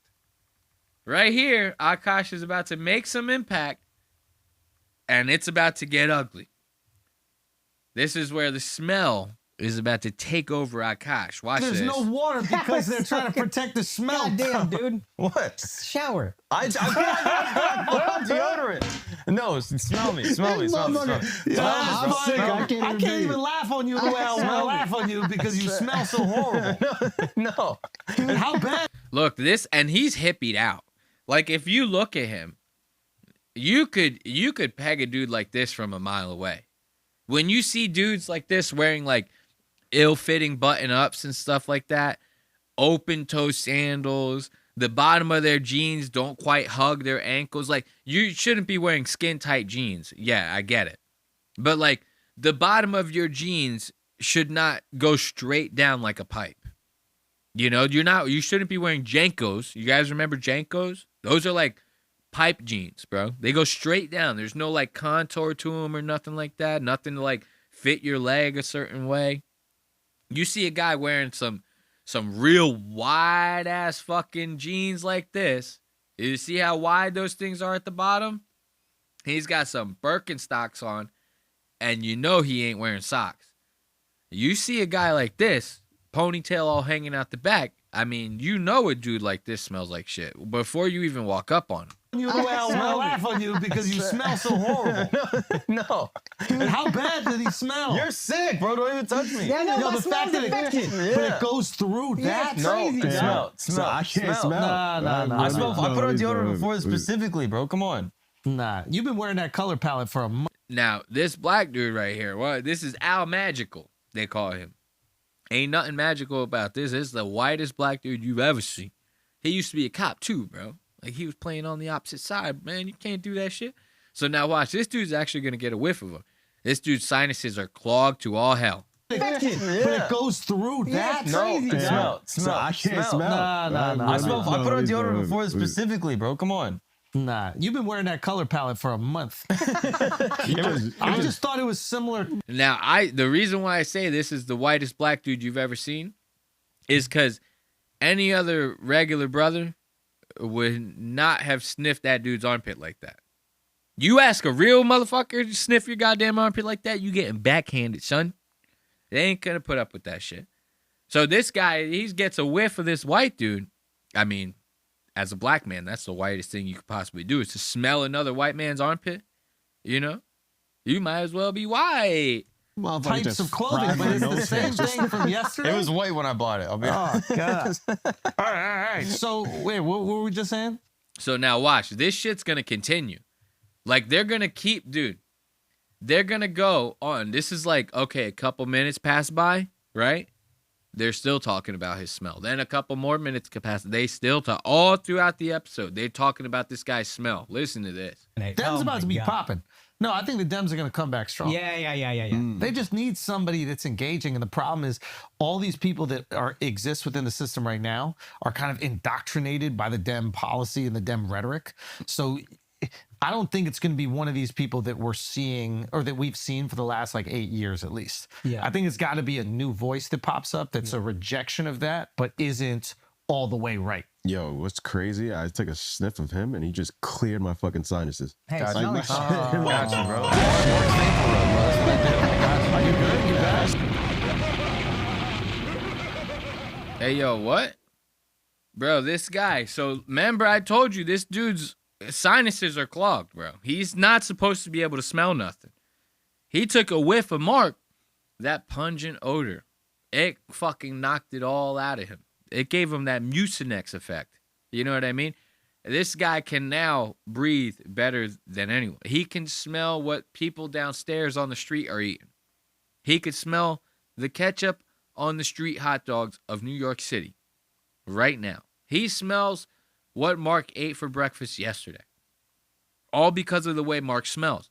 Mark cleared him up that much. It's that strong. I think it's got to be a new voice that pops up that's a rejection of that, but isn't all the way right. Yo, what's crazy? I took a sniff of him and he just cleared my fucking sinuses. Hey, Like, smell my it. shit- Got you, bro. Mark's Vapor Rub, bro. That's what I do. I got you. You good? good? You Nah, back? that's crazy.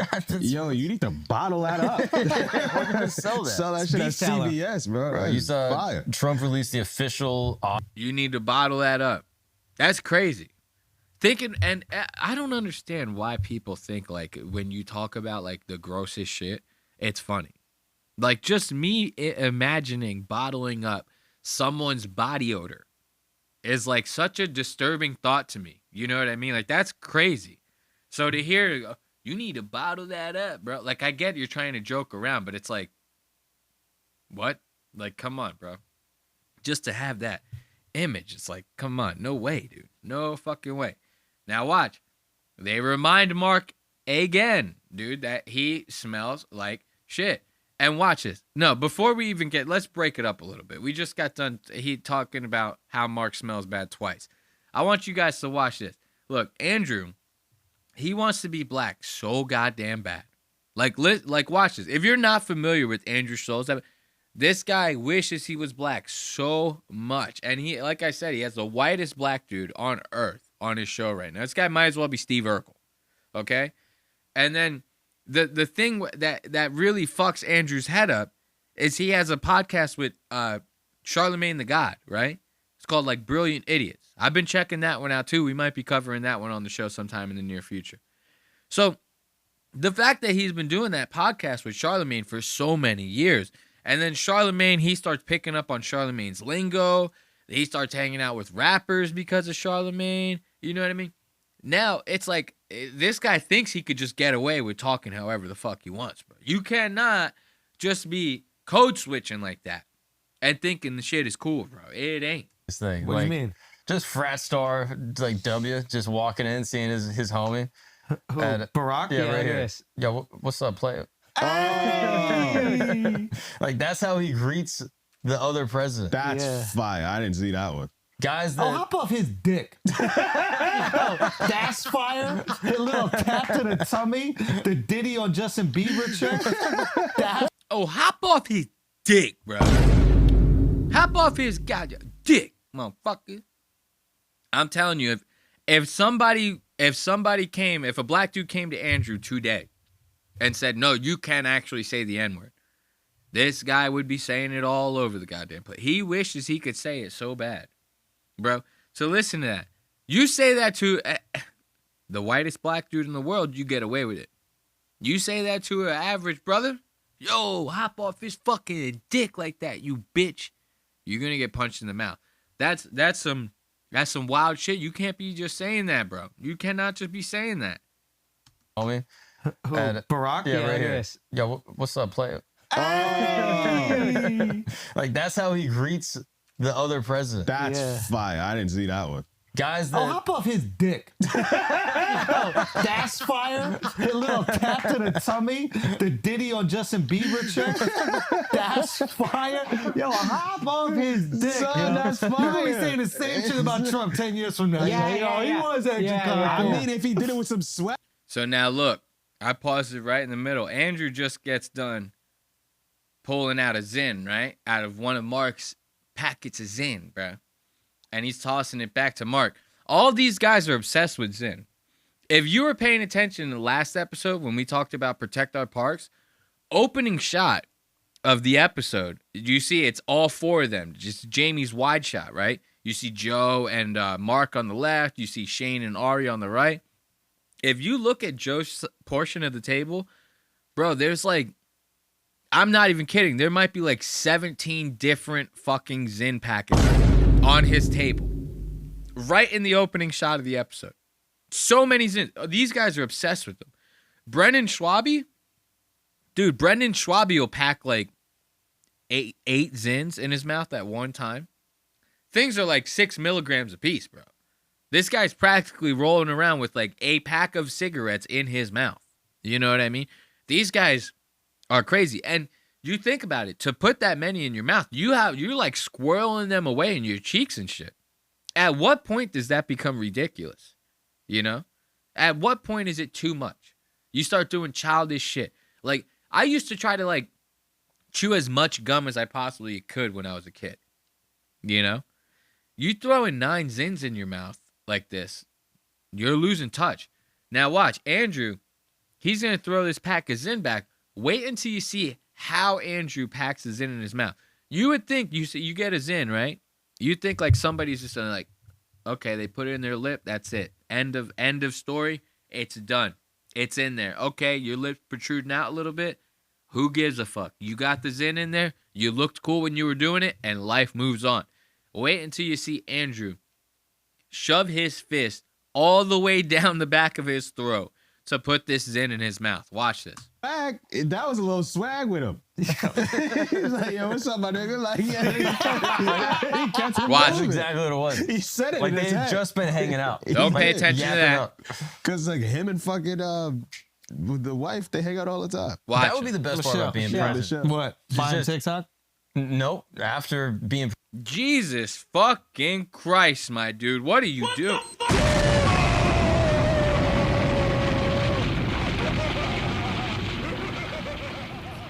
Bro, this guy's gonna need surgery to get that Zin out of his goddamn gum line. Like, you packing that shit so far, it almost looks like he's shoving it up his goddamn nose. That's how much. And look at the mustache. His mustache is bent the fuck up. Look at my mustache. Straight line. You know, it might be a little slanted. You know, that's because that's the shape of my goddamn mouth. Right? Let me fix this thing. There we go. Looking cute. So, you look at my mustache, this thing is looking right. If I push it up like this, see how bent that is? And I'm over here looking like fucking Two-Face when I do this, right?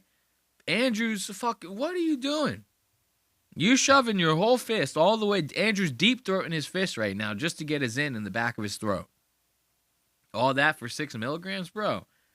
Kind of nuts if you ask me, bro. That's like actually crazy. Watch this again in real time. yapping up. Because like him and fucking with the wife, they hang out all the time. That would be the best part about being president. What? Buying TikTok? Nope. After Look at that. being president and just hang with the other presidents. Being like, You know he just made that noise when you saw George Bush tap Barack on the stomach. Andrew was like, "Aye." He made that stupid ass noise. Watch him when that's the same noise I'm making in celebration of him putting that Zin in his mouth. I'm happy you got your fist out of there without losing any digits. What? Buying TikTok? Nope. After being president and just hanging with the other presidents, being like, that shit was fucking. Yeah, wasn't it wild? Like, that would be the most fun. Good old Andrew. Let's give it up for Andrew. Ain't nobody put a Zin in like my baby put a Zin in, bro. My baby put a Zin in so goddamn good, bro. So goddamn good. I love it. So let's actually close this one out. Move on to the next segment. This next segment gonna be a little less visually appealing. So to make that a little better for us, we're gonna hop back into some smoking, and then we're gonna enjoy Big J Oakerson talking some behind the scenes inside baseball with this Jelly Roll roast that still hasn't come out yet. Trust me. I've been waiting for it. So let's have a couple puffs, let's do a couple tunes, and then get right into the segments. I'm playing the idiot like I don't see the things you did. I'd rather kiss your lips instead of crying. I'm lying to a car full of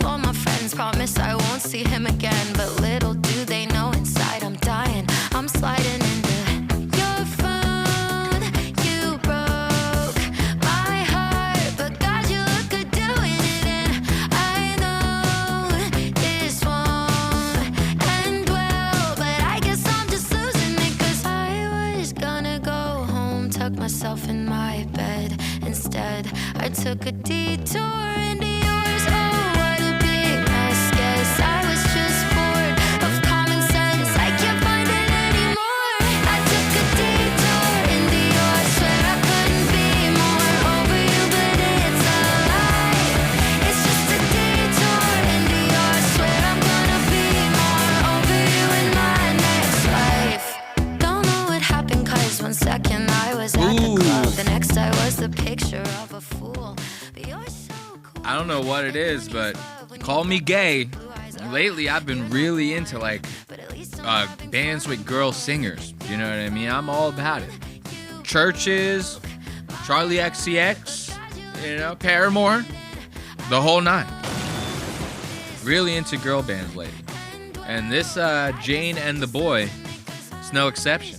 They're another one that's on that list, I'm telling you. So let's listen to a little bit more of Jane and the Boy, enjoy a couple more puffs, and then we're going to be jumping into Big J and Robert Kelly talking some shit on the Jelly Roll Roast.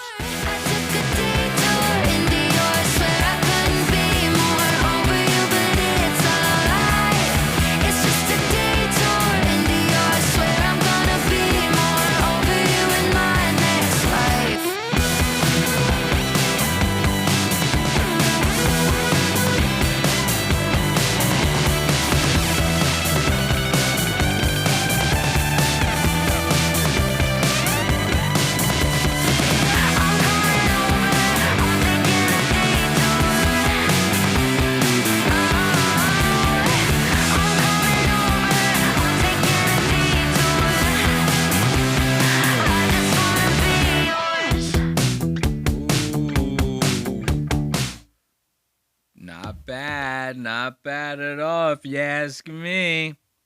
So we got this Robert Kelly, right? Big J Oakerson, talking about Big J's wonderful time that he had at the roast of Jelly Roll.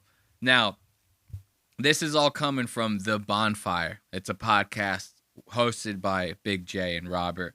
And it's like a Sirius XM podcast. So you can't watch like the video. I don't even know if there is video of it. This honest to God, listening to this was the first time I ever even listened to this show, right? Turned out, like I was listening to like a podcast on Spotify while I was doing some work. And I don't know if it's a setting that I hadn't changed in a while or what, but when I finished the show I was listening to, it auto-played this episode of The Bonfire. And because I was caught up in what I was doing, I just listened to it. Like, I didn't bother to change it. You know what I mean? It wasn't that big of a deal. So, listening to this, I got caught so off guard because Big J talks about when he got invited to the roast of Jelly Roll, right? And he talks about how the whole time they told him that it wasn't a roast and how he went there completely unprepared. So I thought, okay, this is going to be a good little story of him bombing. So it'll be interesting to listen to. Turns out this guy is like giving it how it is. He's like, everybody, these big Hollywood comedians now, they're all acting fake to each other. This one's being an asshole to that one. They're all acting cool with him in the green room, even though they're talking shit about him on stage. They didn't tell me it was a roast. Netflix isn't paying any of us for being on the roast. Like, bro, all this different stuff this guy's talking about had me very, very intrigued. So I'm not going to hold you too much longer. The first time code is like 14 minutes or so in, right? So let's skip ahead to that. Jay gets mistaken for Jelly Roll. This is actually fucking gold. So Jay's about to talk about how he got invited to this Jelly Roll roast, right? And he's like, yeah, they didn't tell me it was going to be a roast, or else I told him I wouldn't have done it, right? Because he didn't have time to write jokes. He had other stuff going on. So he goes, I could go there if it, and they say, oh, it's not a roast, right? So he goes, oh, okay, well, if it's not a roast and we're just like saying a couple nice things about him. I got this one story where I was mistaken for Jelly Roll outside of a concert venue once. I'll tell that. So then this is what we end up getting. He tells this story, right? And, yeah, let's listen to it. What? Can you slow my rate down to a screeching halt? I was invited to Nashville. Check, check, check, Check. check, Check. check. Too We're much echoing. echo. Echoing. Check, check, check, check, check. Well, that's fun. Yeah. That was fun. I was gonna start singing Def Leppard songs. Broski. All right. I don't know how this always ends up happening with with Spotify. Every time with Spotify, I do the time codes, they get shifted. At least a month ago. It was impending. I'd say yes. That they called me up and said, well, my team, who I don't know if they're behind the problem of this or just bad communication, but it's too late now. Because what they asked me was, they go, do you want to do this thing for Jelly Roll's birthday? Jelly Roll's having his 40th birthday. They're going to do it at Nashville Zanies. Do you want to, we'll fly you down, put you up, and, doing like a roast of Jelly Roll. So I said, I was like, oh, man, I'd love to be there. I go, it's just, I'm stretched so thin that I just don't have the time in that short of time to write roast jokes or a roast. I was like, so I go, it's I'd love to go, I guess, but I was like, if it's a roasting thing, I can't do that. I go, is anybody going who's not roasting? And they go, well, it's not really a roast. They came back. I could read these texts to you. It's not really a roast. It's like they're just saying, like, if you just go up there and just say some nice things about Jelly Roll, just, maybe some fun memories you have about him and stuff like that. And I was like, oh, I always had this kind of story. Once the lady wouldn't accept in Fremont Street, like years ago when he was there, doing the free show in Fremont Street. When I was walking back, there was a lady who thought I was Jelly Roll, just walking through the crowd, by the way. So now imagine that.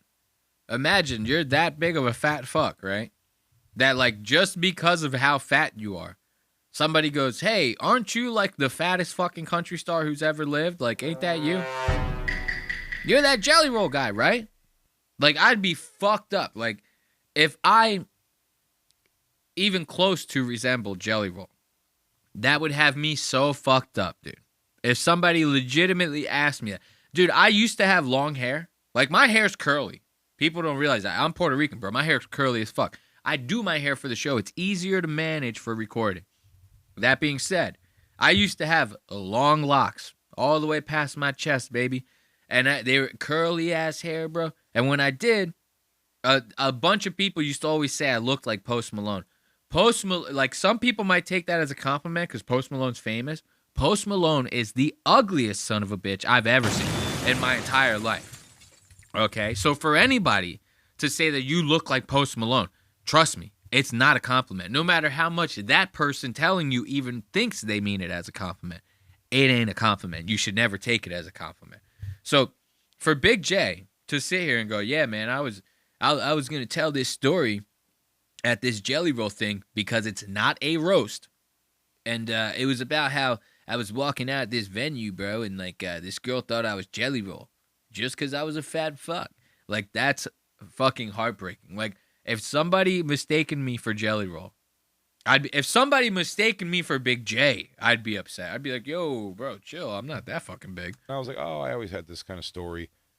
Once the lady wouldn't accept in Fremont Street, like years ago when he was there, doing the free show in Fremont Street. When I was walking back, there was a lady who thought I was Jelly Roll, just walking through the crowd, by the way.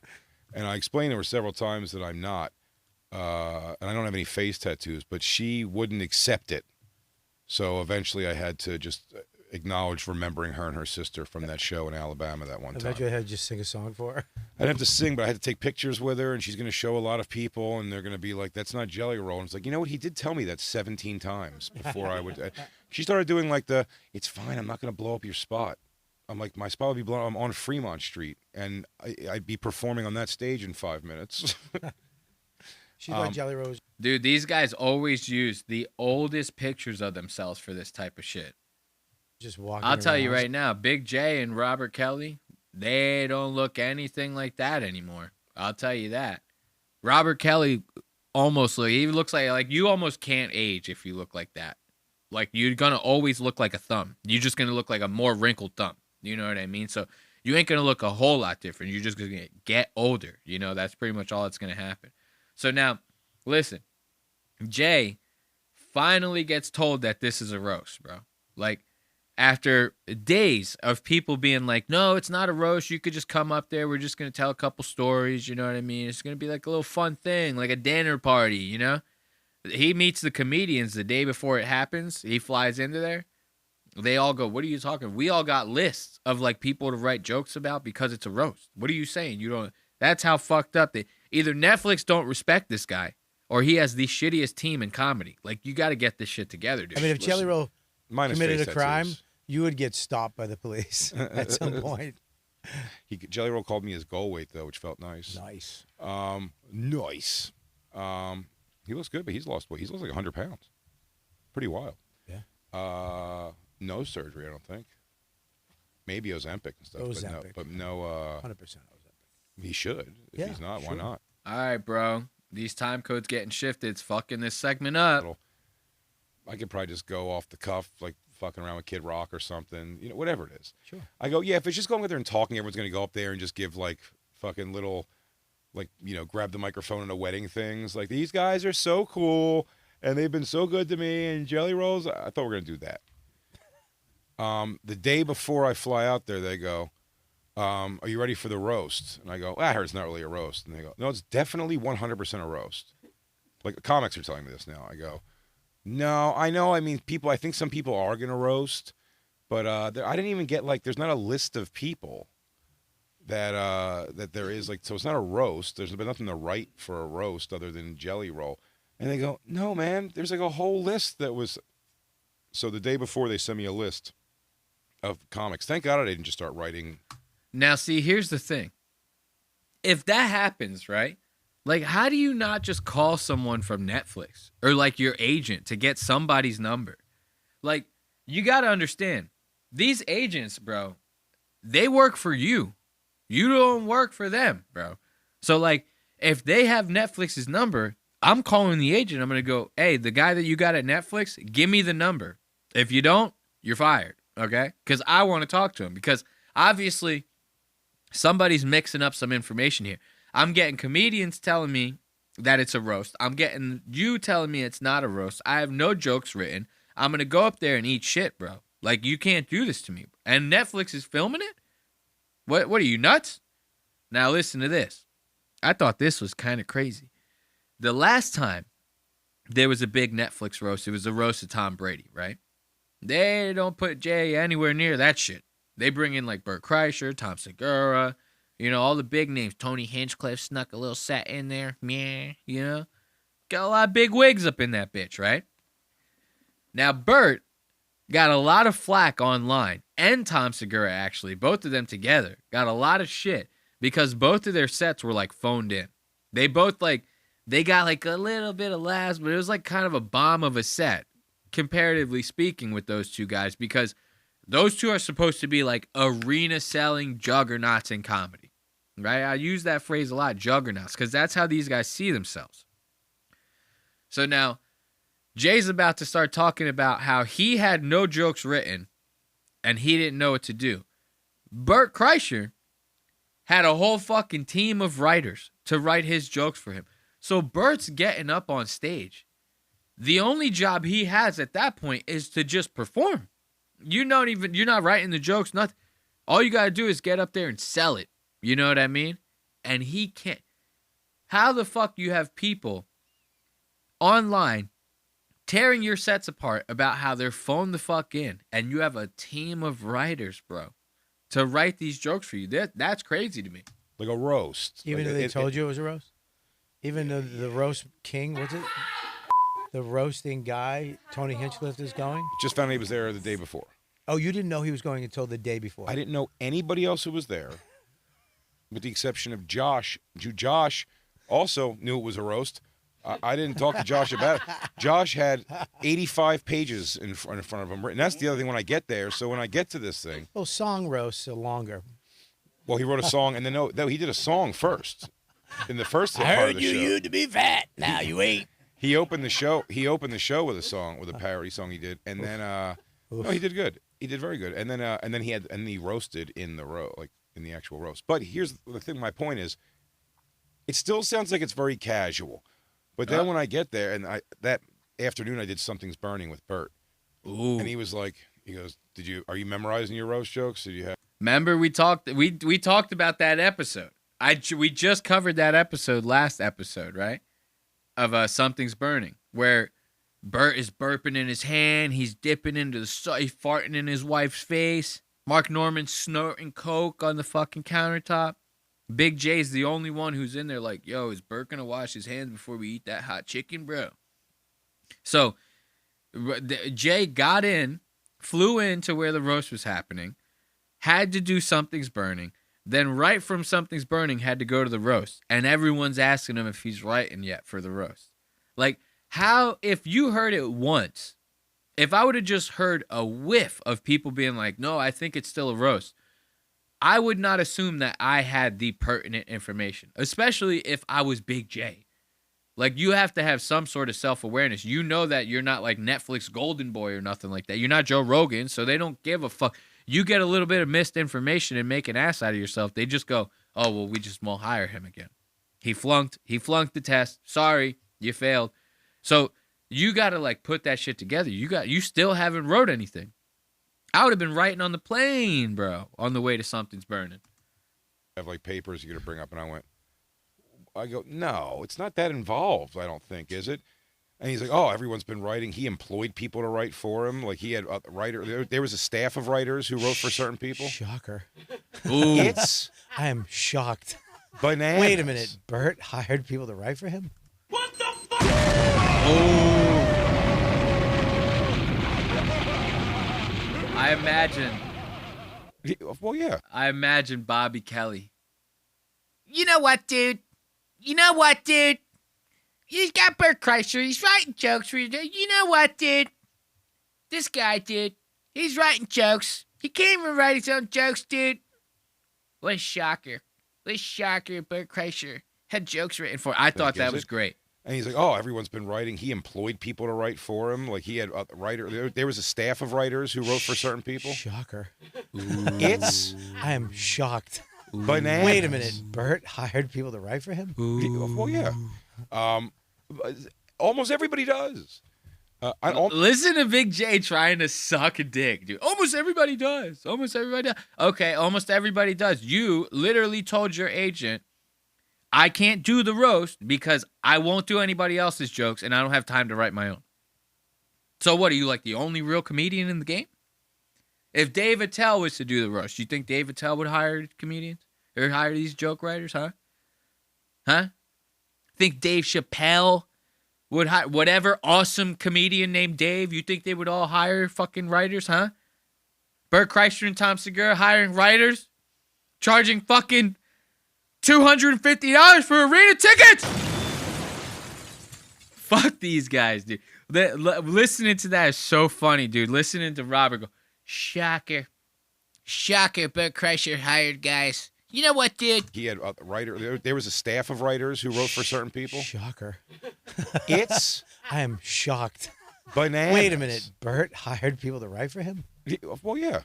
I love it. Bobby deserves a round of applause for that one. So let's hope that the next couple time codes didn't get shifted, because I'm having such a great time, and I'd hate for shifted time codes to fuck it all up right now. So we're going to go to 2737. Hopefully that's the right one. Now, this is great right here, because Bobby, he's you heard him. He's ready to start like tearing into this story, start poking holes in it, and be like, you know what, dude? They couldn't have all done good, dude. They couldn't have all done good. Somebody had to have bombed. So that's what's going to happen next.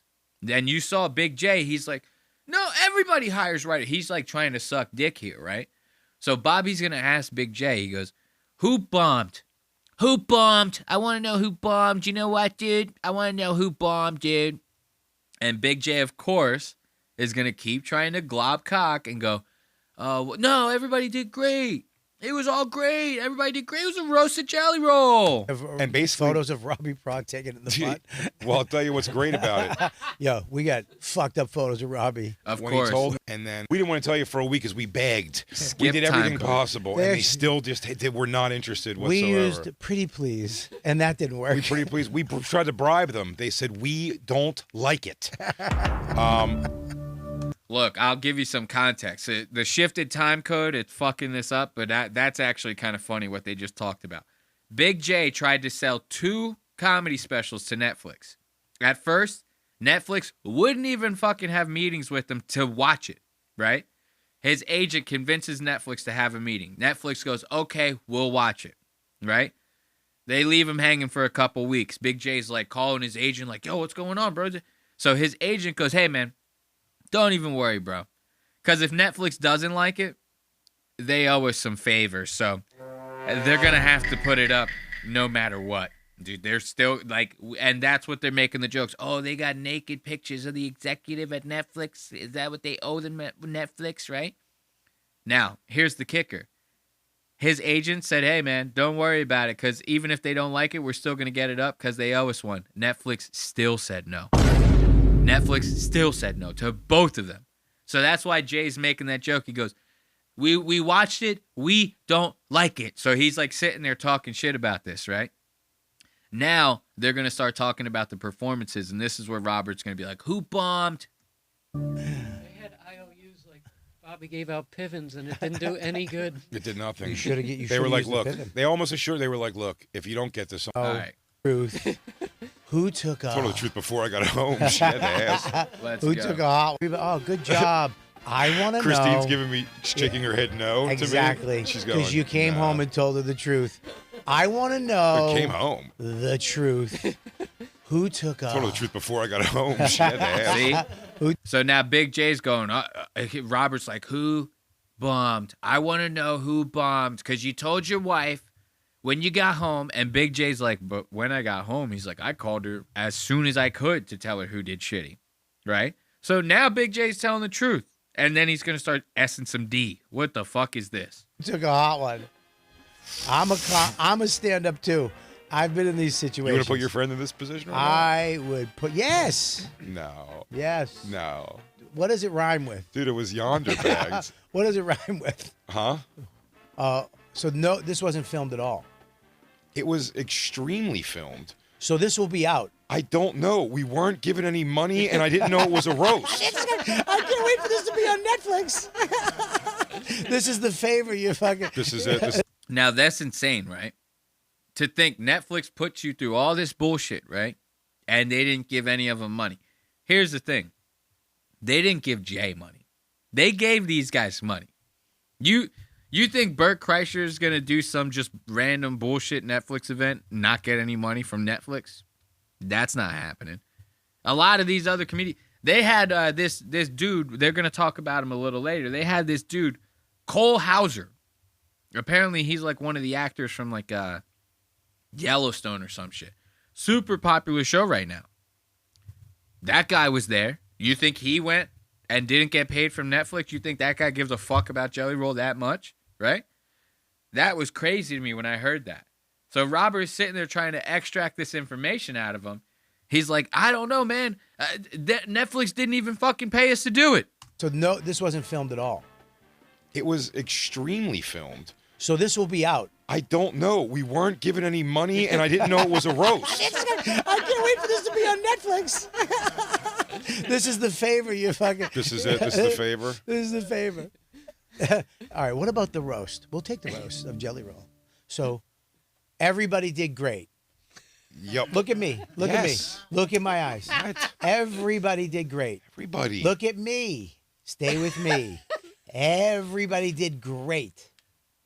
Yes. Well, varying degrees of great. Why don't you just say it, bro? Why don't you just name names? That's what I don't get about these guys. Like, they're all about comedy first, right? What would be funnier than fucking trashing another comic on there? Whether you're friends with the guy or not. That would be the funniest shit. To just roast whoever fucking bombed this goddamn thing. Like, that's the one thing I don't get. These comedians, they're so fucking fake about this shit. Like, I'm trying to be a podcaster. I am an aspiring podcaster, right? This whole podcast is talking shit about other podcasts.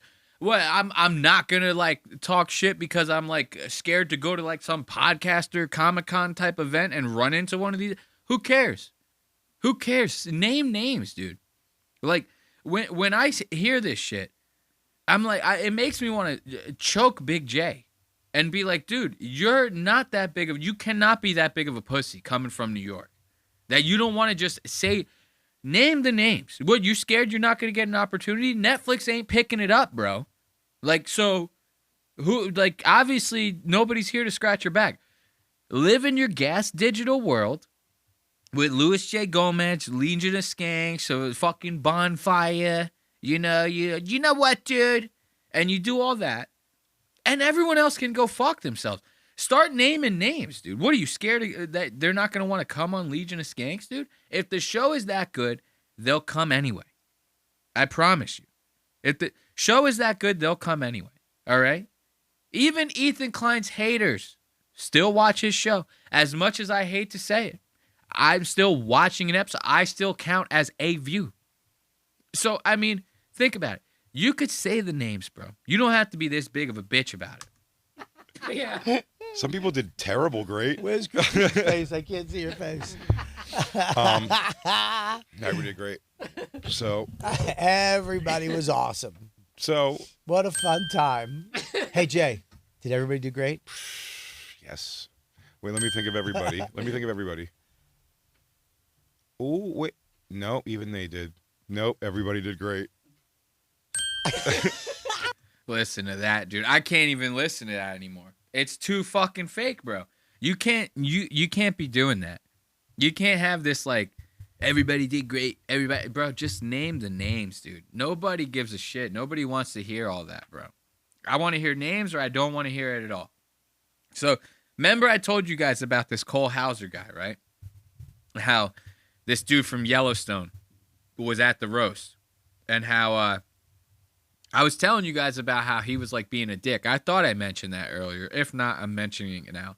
So Bert Kreischer goes on stage. He tries to tell his jokes, right? He starts trying to do crowd work with Cole Hauser. The Cole Hauser from Yellowstone. I've never even watched an episode of that show. So now this Cole Hauser guy, he's not with the shit. And I'm not going to lie. If I'm at a comedy show, I ain't with the shit either. I could be front fucking row at a comedy show. You do crowd work with me, I'm not even going to answer your question. I'm just going to scream at the top of my lungs and go, no! And that's it. That's it.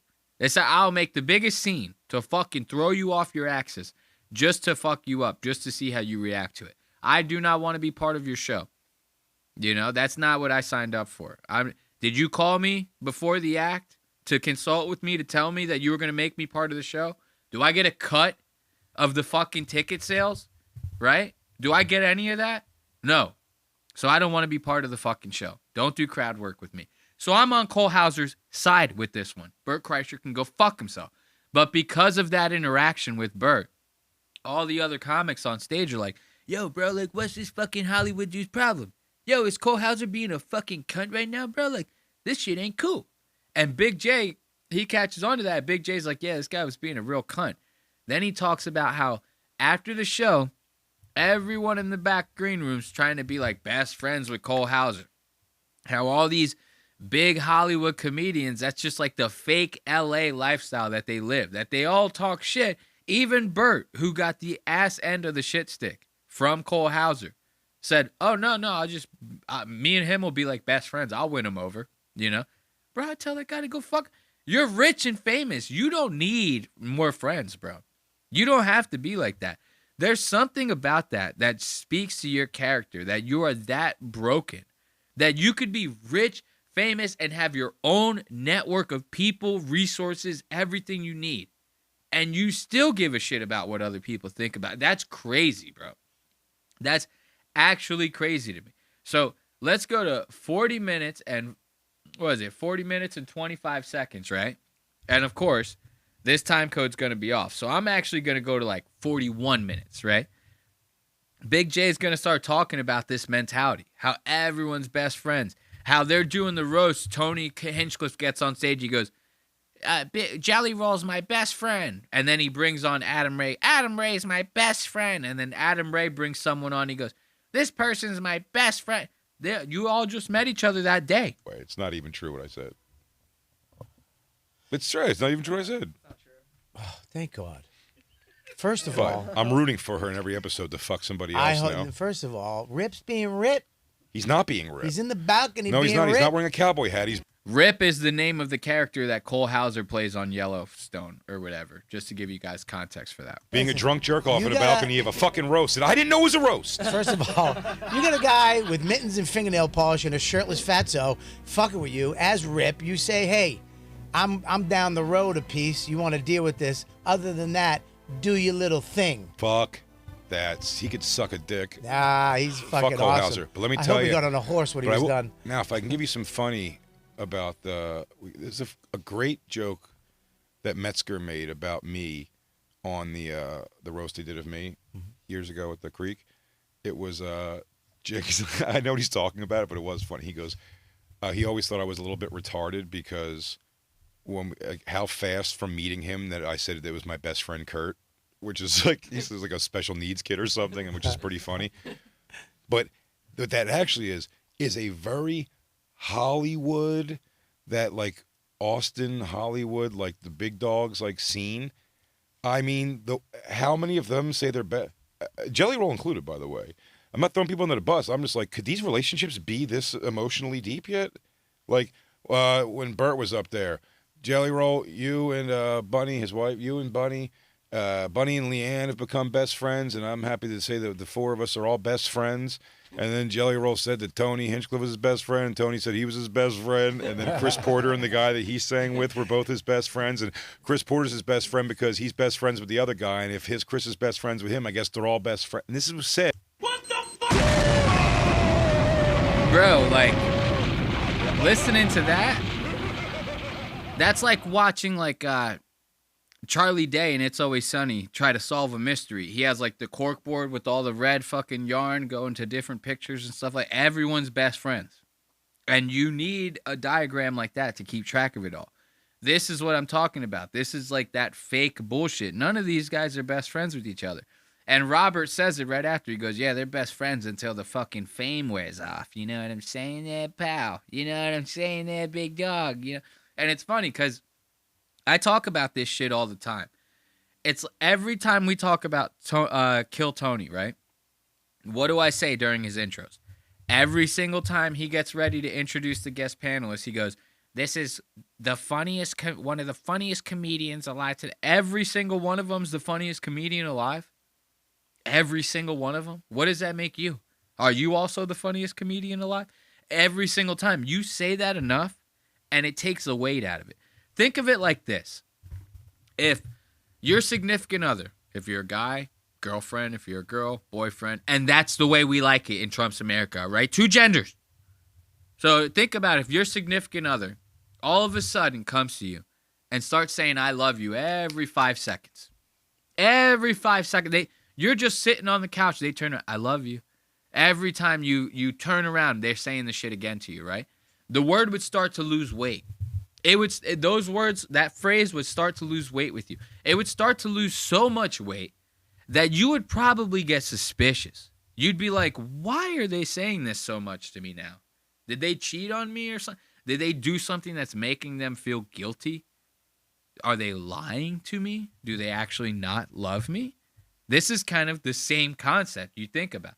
If everyone's best friends, then really nobody's best friends, right? Of us are all best friends. And then Jelly Roll said that Tony Hinchcliffe was his best friend. Tony said he was his best friend. And then Chris Porter and the guy that he sang with were both his best friends. And Chris Porter's his best friend because he's best friends with the other guy. And if Chris is best friends with him, I guess they're all best friends. And this was said not as part of the jokes. This was the emotional part. Everyone's best friends. Was anybody... That seems insane to me. Was anybody your best friend? No. Josh. Josh was your best friend. Josh is one of my best friends who was up there. Yes, absolutely. Best friend. I mean, like, I'm friends. I'm like pretty good friends with Bert. Yeah. But I mean, like. It's like black people with cousins. That's my cousin. Maybe, but best friends. It seems very like a lot. They're best friends until that fame wears out. Yeah. Until that fame wears out.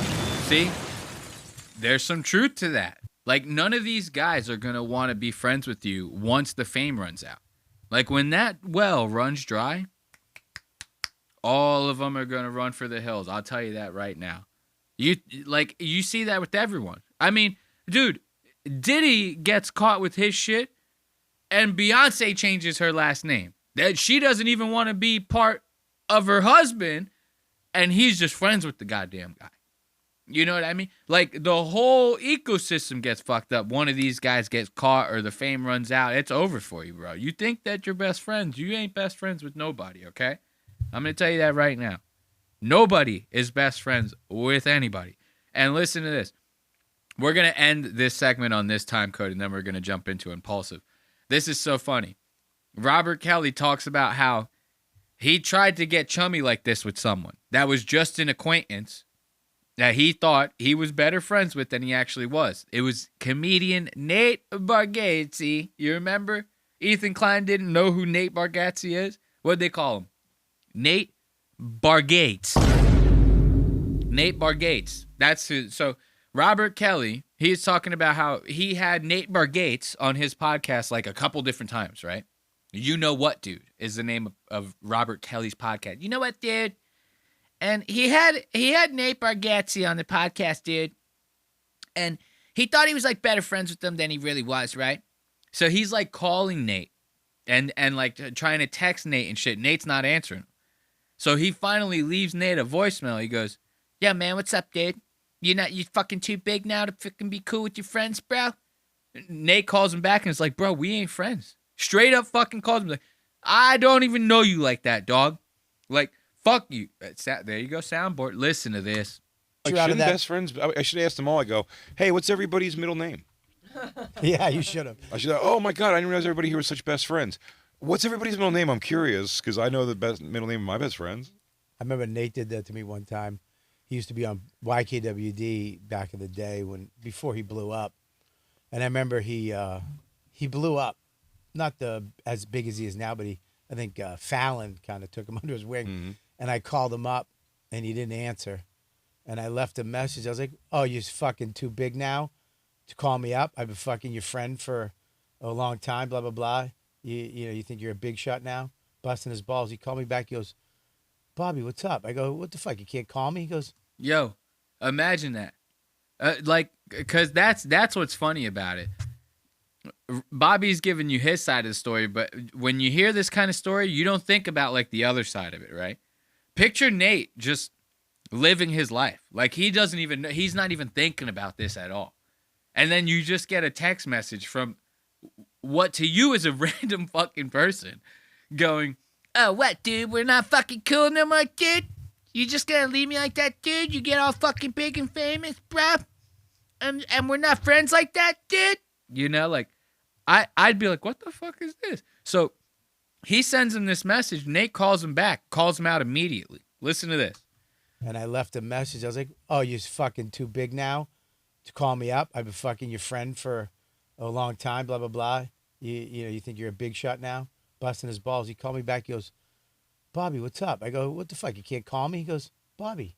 I go, "Your friend?" He goes, "We're not really we're friendly, dude." I go, "Fuck you, dude. You've been on my podcast." He goes, "What's my daughter's name?"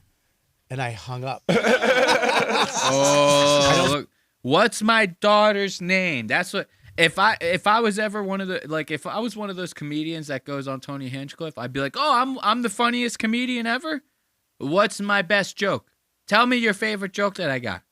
Yeah, you don't know him because you're a fucking slag. Now let's give it up for Robert Kelly. Telling it like it is, man. You gotta love that. You really I think I've called him back. Hey, you calm down with that shit. You know, Spotify, of course, the worst HTML5 player in the business. So, who do we have next that we're going to end this episode on? We got 1/2 hour more, and I think we're going to finish it out on Logan Paul getting completely cucked out on his own goddamn podcast. Now, if only I could find the time codes for that. Where is it? Where are the time codes for Logan Paul getting cucked on his own podcast? I thought I had them. Oh, shit. I never put them in there. Oh, well, we got the time codes right here. So, we're good to go. Let's check it out. So, this is kind of an interesting one. They have this guy, Brian Johnson, on Impulsive Podcast. And Brian Johnson, for those of you who don't know, he's this dude who's doing like, he's trying to be like the healthiest guy ever or whatever. He wants to like live for as long as he possibly can. So he like works out excessive amounts every day. He eats like certain regimented food. He like hired a whole scientist like team to be like, okay, you have to do all of this if you want to live to be like 150 or something. And he's like putting all this money and resources in it. I think he spends like $10 million a year or something like that to get younger, to the point to where this guy actually gets like blood transfusions with his son to have younger blood in his body, thinking that it's going to like make him age in reverse. That's how crazy this fucking guy is, right? But because of how much science involved and shit, a lot of people think this dude is like the smartest guy. This guy is going to die at like 89 at best. Like, think about how ironic it's going to be when this guy hits 75 and crumbles just like the rest of us. That's going to be some real shit, right? But people buy this stuff because of he says all this scientific shit. So you have idiots like Mike Majlak, right? Who basically are like, I want to be just as smart as this guy, you know? So Mike tries his hardest to sound smart the entire podcast, to the point to where he starts bulldogging the fuck out of Logan in his own show. Like, it's that, like, watch, you'll see what I'm talking about. Logan will try to ask a question, Mike interrupts. Logan's sitting there staring at Mike, like giving him the evil eye, like he wants to kill him the whole time. This is going to be great. Wait until you see this. Brian. I was about to go on stage last night. Or in the ring, yeah. I don't feel like my higher ups would have liked that. Why? I don't know. You're not a wrestler. What would you have done? Brought peace. You know, like broken peace. Look at this fucking robot. Like, you think Zuck is bad. Bro, this guy does not compute human emotion at all. He's a worse robot than Zuck. But I will admit, he looks pretty young. I mean, he looks like he's the same age as Logan. He's got at least 10 or 15 years on him, right? And you think that's going to be good now. Doesn't matter. Doesn't matter. I'm telling you, I'm calling it now. Let's do a Deadpool. All right? You want to join in on the bet? Join the Deadpool. We're going to start it right now. My bet is this guy dies from some form of cancer before the age of 85. Between 75 and 85. I will give, and if I probably won't even, I will not live nearly as long as this fucking guy. So I don't even know why I'm sitting here making bets and shit. You know, it's like, what are we even doing here? So now watch. This is just the intro, right? And Logan's about to start trying to ask this guy questions, and Mike's going to jump in, and they're going to start having a little back and forth. Well, I thought we were going to ask questions this way. Well, I thought we were going to ask questions this way, right? At a wrestling event, we don't want peace. We want violence. Yeah, that's true. Have you ever wrestled against someone that can live forever? No. You can't hurt them. Yeah, is that true? You're unscathed, invincible. Yeah. I'm the escape artist for death. Whoa. Brian Johnson, ladies and gentlemen. Give him a good old intro. Here's the funny part about that. Logan's sitting there acting retarded. He goes, so you're like the healthiest guy in the world? And he's like tripping over his words and shit. And you think the guy's like trying to tell a joke back. He goes, I'm like an escape artist for death, right? And obviously you say, oh, he's joking. He's being cheeky. I like this guy. He's being cheeky. No, you stare in this guy's eyes. He's being dead serious when he says shit like this. Brian Johnson, ladies and gentlemen. All right, let's go back. Watch. Wait until he says this. Look at how serious he is in his face. He goes, I'm an escape artist for death.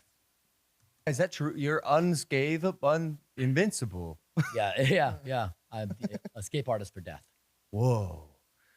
Brian Johnson. And he's dead serious. Like, bro, this is the part where you're supposed to have like a shit-eating grin on your face, and you're supposed to go, yeah, we're all joking. This is great. Oh, yeah, you're introducing me. Yeah. Nope. This guy goes, I'm an escape artist for death. Logan and Mike are looking at each other like, yo, are we supposed to laugh right now, bro? We don't know. He's looking at us pretty serious like right now. Johnson, ladies and gentlemen. Give him a fucking blurb. All right, this guy right here is trying to live forever. Well, forever is not a construct that the human mind can currently understand. Maybe not So your is that- mind. 'Cause No. riddled with crack for 2 decades. Leave the crack out. Oh, I like that. I like that. Logan fighting back a little early. Little does he know it's not going to pan out for him like that. Mike is about to fucking big dig this guy hard, bro. So look, right away, they're sitting there fighting about like the way that they're asking questions and shit. Like, and this is crazy. Yo, Mike is the co-host. Like, to fill you guys in, Logan just like found this guy. Like, you know what I mean? Like, sometimes Logan takes in wannabe influencers like they're stray cats off the street. He did it with Midget Mamba. He did it with George Janko. He did it with Mike Majlak. These guys would literally have not shit if it wasn't for Logan. Now this guy's trying to take over his goddamn podcast? What's next? You want to fuck his wife too? Well, forever is not a construct that the human mind can currently understand. Maybe not So your is that- mind. No. Look, I like that how Mike thinks he's like this fucking guru. Bro, if you've actually done crack as much as you say you have, which nobody believes, by the way, you're not cut from that cloth. You're just not. Okay? Needles scare the fuck out of a guy like Mike. So if you've done as much crack and heroin and all that stuff as you say you have, your brain is not equipped for this conversation. So don't sit there and start like waving your fucking hand around and being like, Logan, it's a construct that you cannot comprehend because you're a fucking moron, bro. Like, okay, what the fuck? Like, is this real right now? Right here is trying to live forever. Well, forever is not a construct that the human mind can currently understand. Maybe not So your is that- mind. 'Cause No. riddled with These crack are for of 2 his- decades. Leave the crack out of it. These are Brian's words. But a large increase in lifespan. That's what we're talking about today, right? Is that right? An extremist. You're an extremist? See, so now, you know what's funny is Mike is playing a very manipulative game right there. Because normally Mike would come back and try to, like, you know, go back and forth with Logan about some stupid shit. But he sees this guy, and Mike, like, I don't know if he wants to be like him or if he's, like, thinks that maybe he could potentially get something out of this guy in the future. I really don't understand, like, what it is. But you could tell Mike, like, wants approval, or he just wants to seem smarter than what he actually is in front of this guy, right? This right here, to me, is an overreach of power. You got to kick him off the show after this, you know? That was just the first one. Logan, he's sitting there trying to make Logan sound like an idiot, and Logan comes back with a hostile retort, right? He goes, yeah, you had crack riddled in your brain for 2 decades, bro. And Mike tries to handle it with poise. He goes, oh, you know, let's leave the crack out of it. You know, look, I'm going to try to be the bigger man here. Doing this all in front of this guy to try to make himself seem better than Logan. And now watch. He's going to continue to take his nuts out and flop them on Logan's forehead for the rest of the interview. Stunning. Dude, your lifestyle is insane. In what way? It's just so extreme, and you have to be so committed to do it. You take how many pills a day? 50.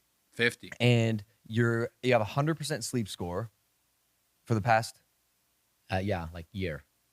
And you work out every single day, no caffeine, no alcohol, all the things you'd expect like the best behaving person to do and the healthiest person to do. Would you say you're probably one of the healthiest people in the world? I think it is accurate to say I am the most healthy person in the entire world. I have the best comprehensive biomarkers of anybody on the planet. So if there were an Olympic sport for health, I would be the gold medalist. Steve Will Do It is healthier than you. Who? Steve Will Do It. Listen to this guy trying to come in. Steve Will Do It is healthier than you. Steve Will Do It. As if this guy's going to give a fuck or even know who Steve Will Do It is. And to listen to this guy talk is actually like asinine. To be like, I'm the healthiest guy in the world. If health was an Olympic sport, I'd be the gold medal. Bro, you're the only one getting tests done on yourself. Think about how many people there are in the world. You're trying to tell me you're healthier than every single one? If everyone got strapped to tests, I doubt you'd be the healthiest one, bro. Like, I don't know. This guy looks like a goddamn robot. Come on, you can't be healthy and be a robot at the same time. This is crazy.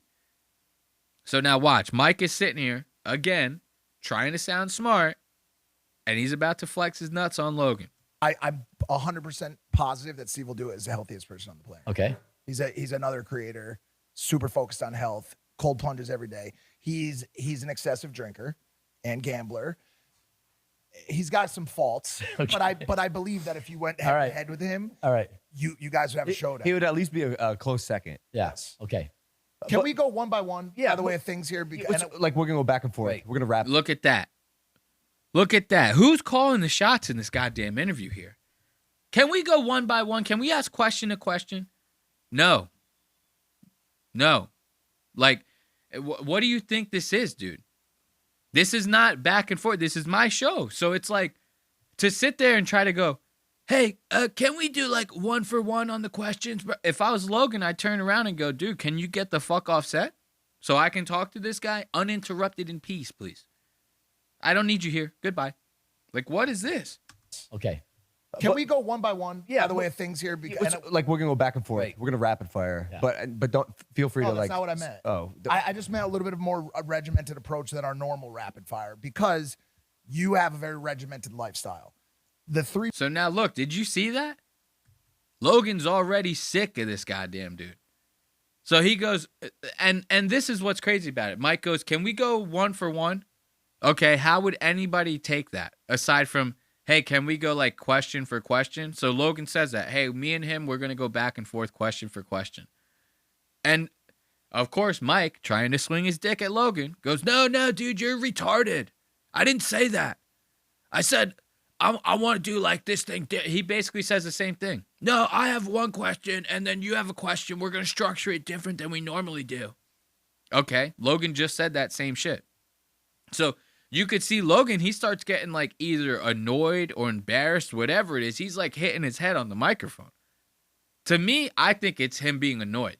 He's like, I'm already ready to kick this guy, and the interview just started. I'm already like about to tell him to leave. Yeah. But don't feel free to that's like. not what I meant. Oh, I just meant a little bit of more a regimented approach than our normal rapid fire, because you have a very regimented lifestyle.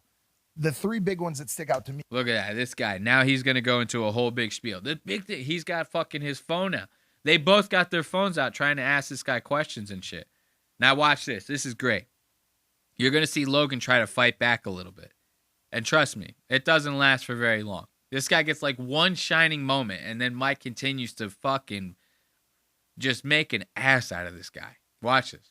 Your whole movement is don't die. Yeah. And we're gonna get into the specifics of this for people who want to live forever, who are watching. But even that like thesis in its own right, I saw on your Netflix documentary, you acknowledged how human connection. Hey, can you stop bouncing your foot, bro? Hey, yo, what? What the fuck?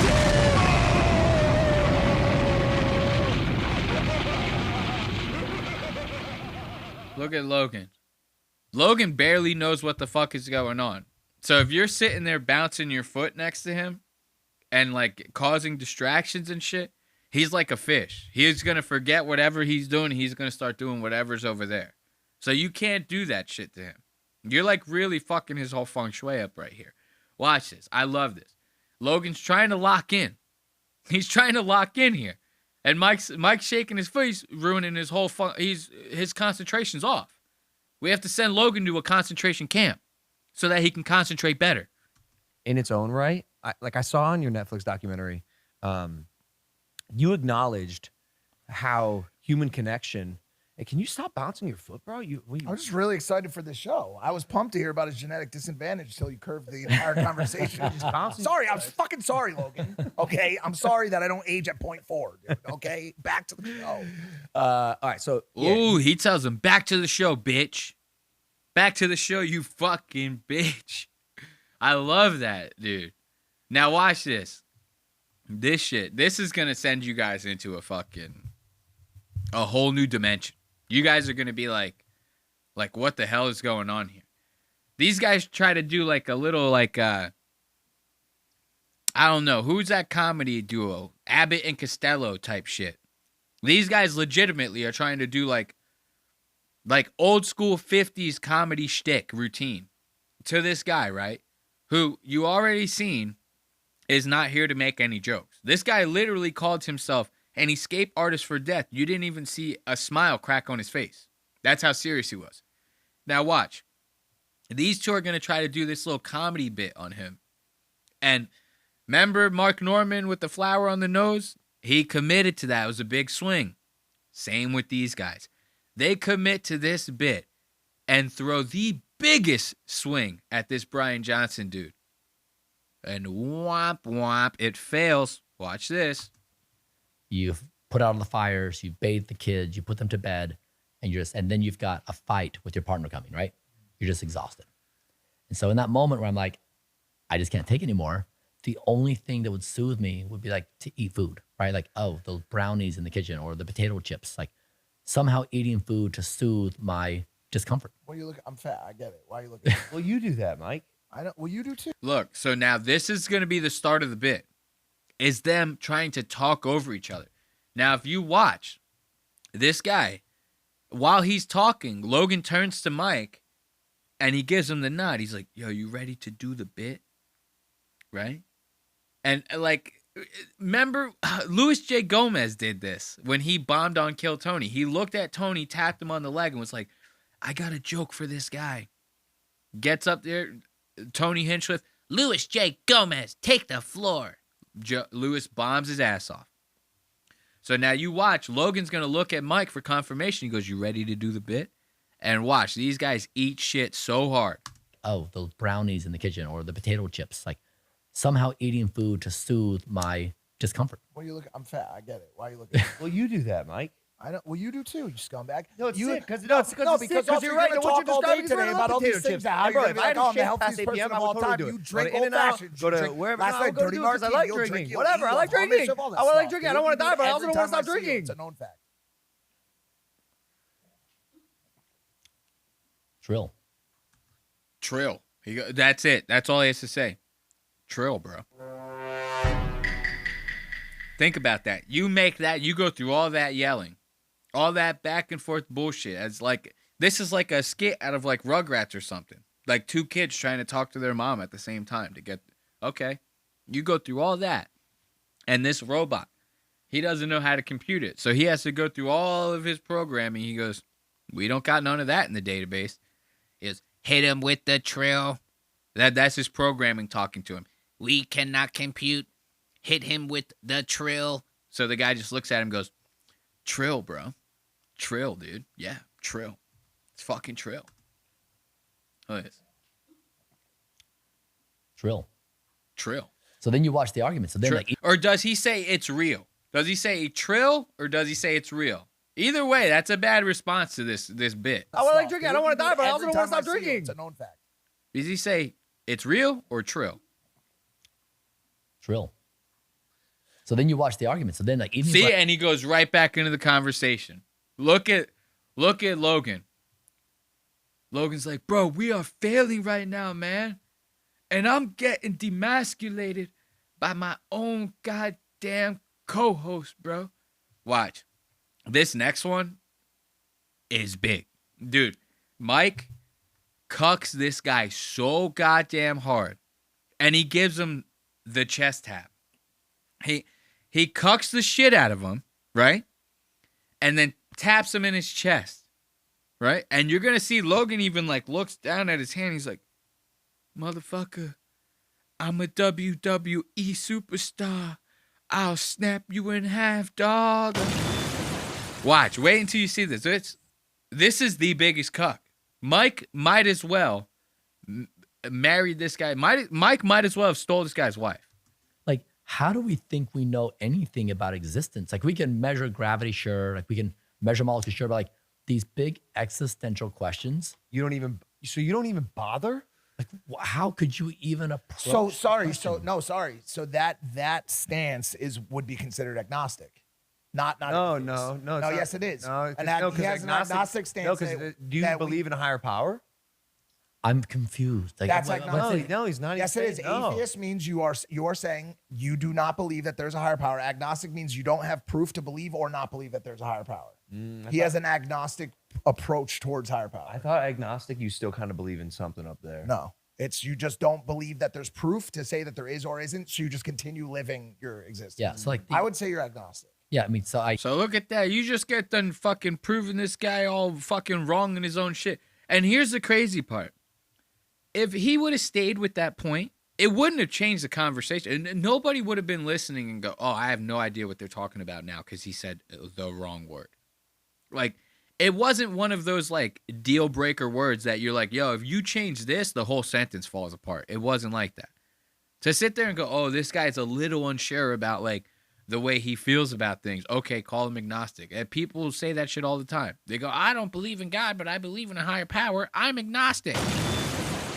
Turns out that's the wrong definition for the word, but people still, nobody ever gets tripped up over people using it that way. Not once. So now Mike just goes, oh yeah, Logan, you're a fucking stupid bitch, and I'm going to explain why, what the word agnostic means, dude. And then I'm going to go on and continue the conversation myself because you're a fucking stupid bitch and you don't know how to talk to this guy. There is or isn't, so you just continue living your existence. Yeah, so like I would say you're agnostic. Yeah, I mean, so I have. Look at Logan. That's a cuck if I ever seen one. Watch this. You just continue living your existence. Yeah, so like I would look. So Mike is basically fucking Logan's wife in the ass, right? And Logan just tightens up his chin. He goes, yeah. I actually never fucked you like that, dude. That's pretty interesting, bruh. Very interesting the way you word it like that. I've never fucked my wife like that. I would say you're agnostic. Yeah, I mean, so I don't use words because I don't want to walk into a pigeonhole. Them, like right, like the words that have been built around those concepts. I'm trying to acknowledge the absolute greatest degree of humility expressible by an intelligent being. I have no like. Humanity has never known what's going on. Like every era, every generation brings new knowledge. Like, oh, that's what's going on. It just expands and expands. Like we're always ignorant. We just don't know to what degree. See, this is funny because it's bleeding into what we talked about in the last episode. Look at that. He. Hold up. Let's back it up a bit. Sorry, I got hit with some technical difficulties real quick. Go back. Look at this. Watch when Mike taps Logan's arm like that. He gives him a little bump, right? Might as well shook this guy's brain on the inside of his head.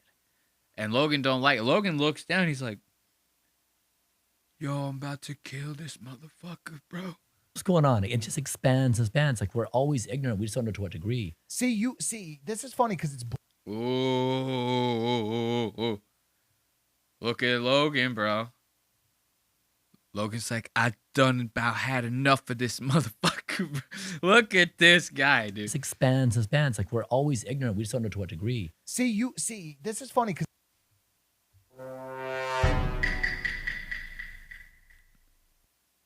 Logan's like, I'm a WWE champion, bro. I fucked Raina Ripley. What's that one, like, the wrestler girl that, like, all the fucking wrestler fans want to fuck? I think her name is something like Raina Ripley or, like, Raving. Raina Raving. She dresses in all black and wears, like, purple make. I mean, and the craziest part is the chick ain't even that hot. Like, you watch her and you're like, dude, the girls back in the day were smoking these wrestler chicks now, bro. Like, both in skill and in hotness. But they see this Raina Ripley girl. Logan's like, I can't believe I went from cheating on my wife with WWE sluts to getting completely cucked on my own goddamn podcast by my co-host that I literally pulled out of the goddamn gutter. Logan found Mike as if he, like, was like a crumpled up $5 bill that you find on the ground. Like, you know what I mean? That's how Logan treated it. Like, you pick up a crumpled up $5, you're like, oh, sweet, a $5. You put it in your pocket, you keep going. That's exactly how Logan found Mike. He goes, oh, shit, look, a washed up influencer. Oh, I'd take that home. Puts him in his pocket, goes on his way. He goes, I really think I can make something out of this. And now here we are today. Now, you watching your podcast get taken to town by your This is insanity. Because it's bleeding into what we talked about in the last episode. he is at the greatest, probably the greatest level of wokeness in saying, I just really don't know. I mean, there's that. I love the power, and I don't know. For sure. I exist in a... Dude, oh my God, I almost fucking forgot about this part. Listen to this. Not only did Mike cuck the shit out of this guy, slap him, and go, yo, this playing it, pissed him off by testing his personal space, right? Now Mike's about to talk about how he exists in a higher plane than most people. Like his consciousness is at a higher level than most, me and you. You know? Think about that. Think about this fucking crazy asshole having that type, like, I envy that type of self-confidence. Like, if I had that, I'd be president of the United States, maybe. I might have actually beaten Trump for the election. If you believed in yourself the way Mike Majlak believed in yourself, you'd be doing so many great things in this world. The reason why Mike doesn't do great things is because he's just a lazy piece of shit. He believes in himself just to, like, get, like, porn star pussy and make some extra cash off of scamming people for meme coins, dude. Like, if you took that and you brought that into the workforce and actually tried to make something, Mike would be an unstoppable force. Like, it would be insane to have that much self-confidence. Listen to this guy. He's basically, I exist on a higher plane than most normal people. No. I mean, there's that. I love the power, and I don't know. For sure. I exist in a place that is 1 degree either below or above that, which is saying I can see both sides, okay? Meaning I exist in a gray area. I hear what you're saying. I hear what you're saying. I hear what I'm thinking. And then you've got this, what is right now considered to be woke mentality, which I believe is the most... And then I'm above the woke people. I believe that I'm either 1 degree above or below the average man, in where I can actually see both sides of the coin, to where you are only living on one side of the coin because you're a fucking pleb, a piece of shit. Look at this guy's hairline. Now I'm going bald. I know that. I'm getting older, boy. It's inevitably gonna happen. One day you're gonna pop into this show and see me looking like Danny DeVito. So it's coming. But this guy has a crazy goddamn hairline. It's got like this one little Jewish wave or something. This guy's like not even Jew. He's got all the aesthetic though. Look at that. Holy shit. Look at the nose on this guy. Bro, to think that this person is sitting there looking at this like fucking billionaire health guru wannabe dude and just trying to relate to him on any fucking level is insane to me, dude. You have to. I mean, you have no choice but to give it up for this fucking asshole. Good Lord. So, as always, this is the end of Lost Aux Media. It's a little borrowed saying. I like to say this is the worst part of Lost Aux Media. It's the end, right? But, as all good things, this too must come to an end. So, let's put on a little bit of tunes and I'll give you guys the old shtick, I like to thank you once again for joining me for another wonderful week of Lost Aux Media. Be sure to check out lostaux.media to stay up to date with all things Lost Aux Media, or to support the show and buy merch, things along those lines. Whenever episodes get copyright striked and we have to cut segments out of YouTube, you can always watch the full episode in its entirety on lostaux.media. Also, be sure to check it out regularly to stay up to date for when we drop the Burn Unit. That'll be exclusive content membership, live streams that we'll do a couple times a month and everything like that. We are still planning, and trust me, it will be coming and it will be great. Be sure to stay up to date every Wednesday. These episodes drop 5 a.m. Audio drops on Spotify, Apple Podcasts, and anywhere else your podcasts live. 4 p.m. video drops on YouTube and or Spotify. That way, you can listen to the episodes on your way to work, and when you get home from work, you can watch them. That's just the way we do it here. So until next time, I will bid you goodbye and bid you adieu. Until next time, suck my dick!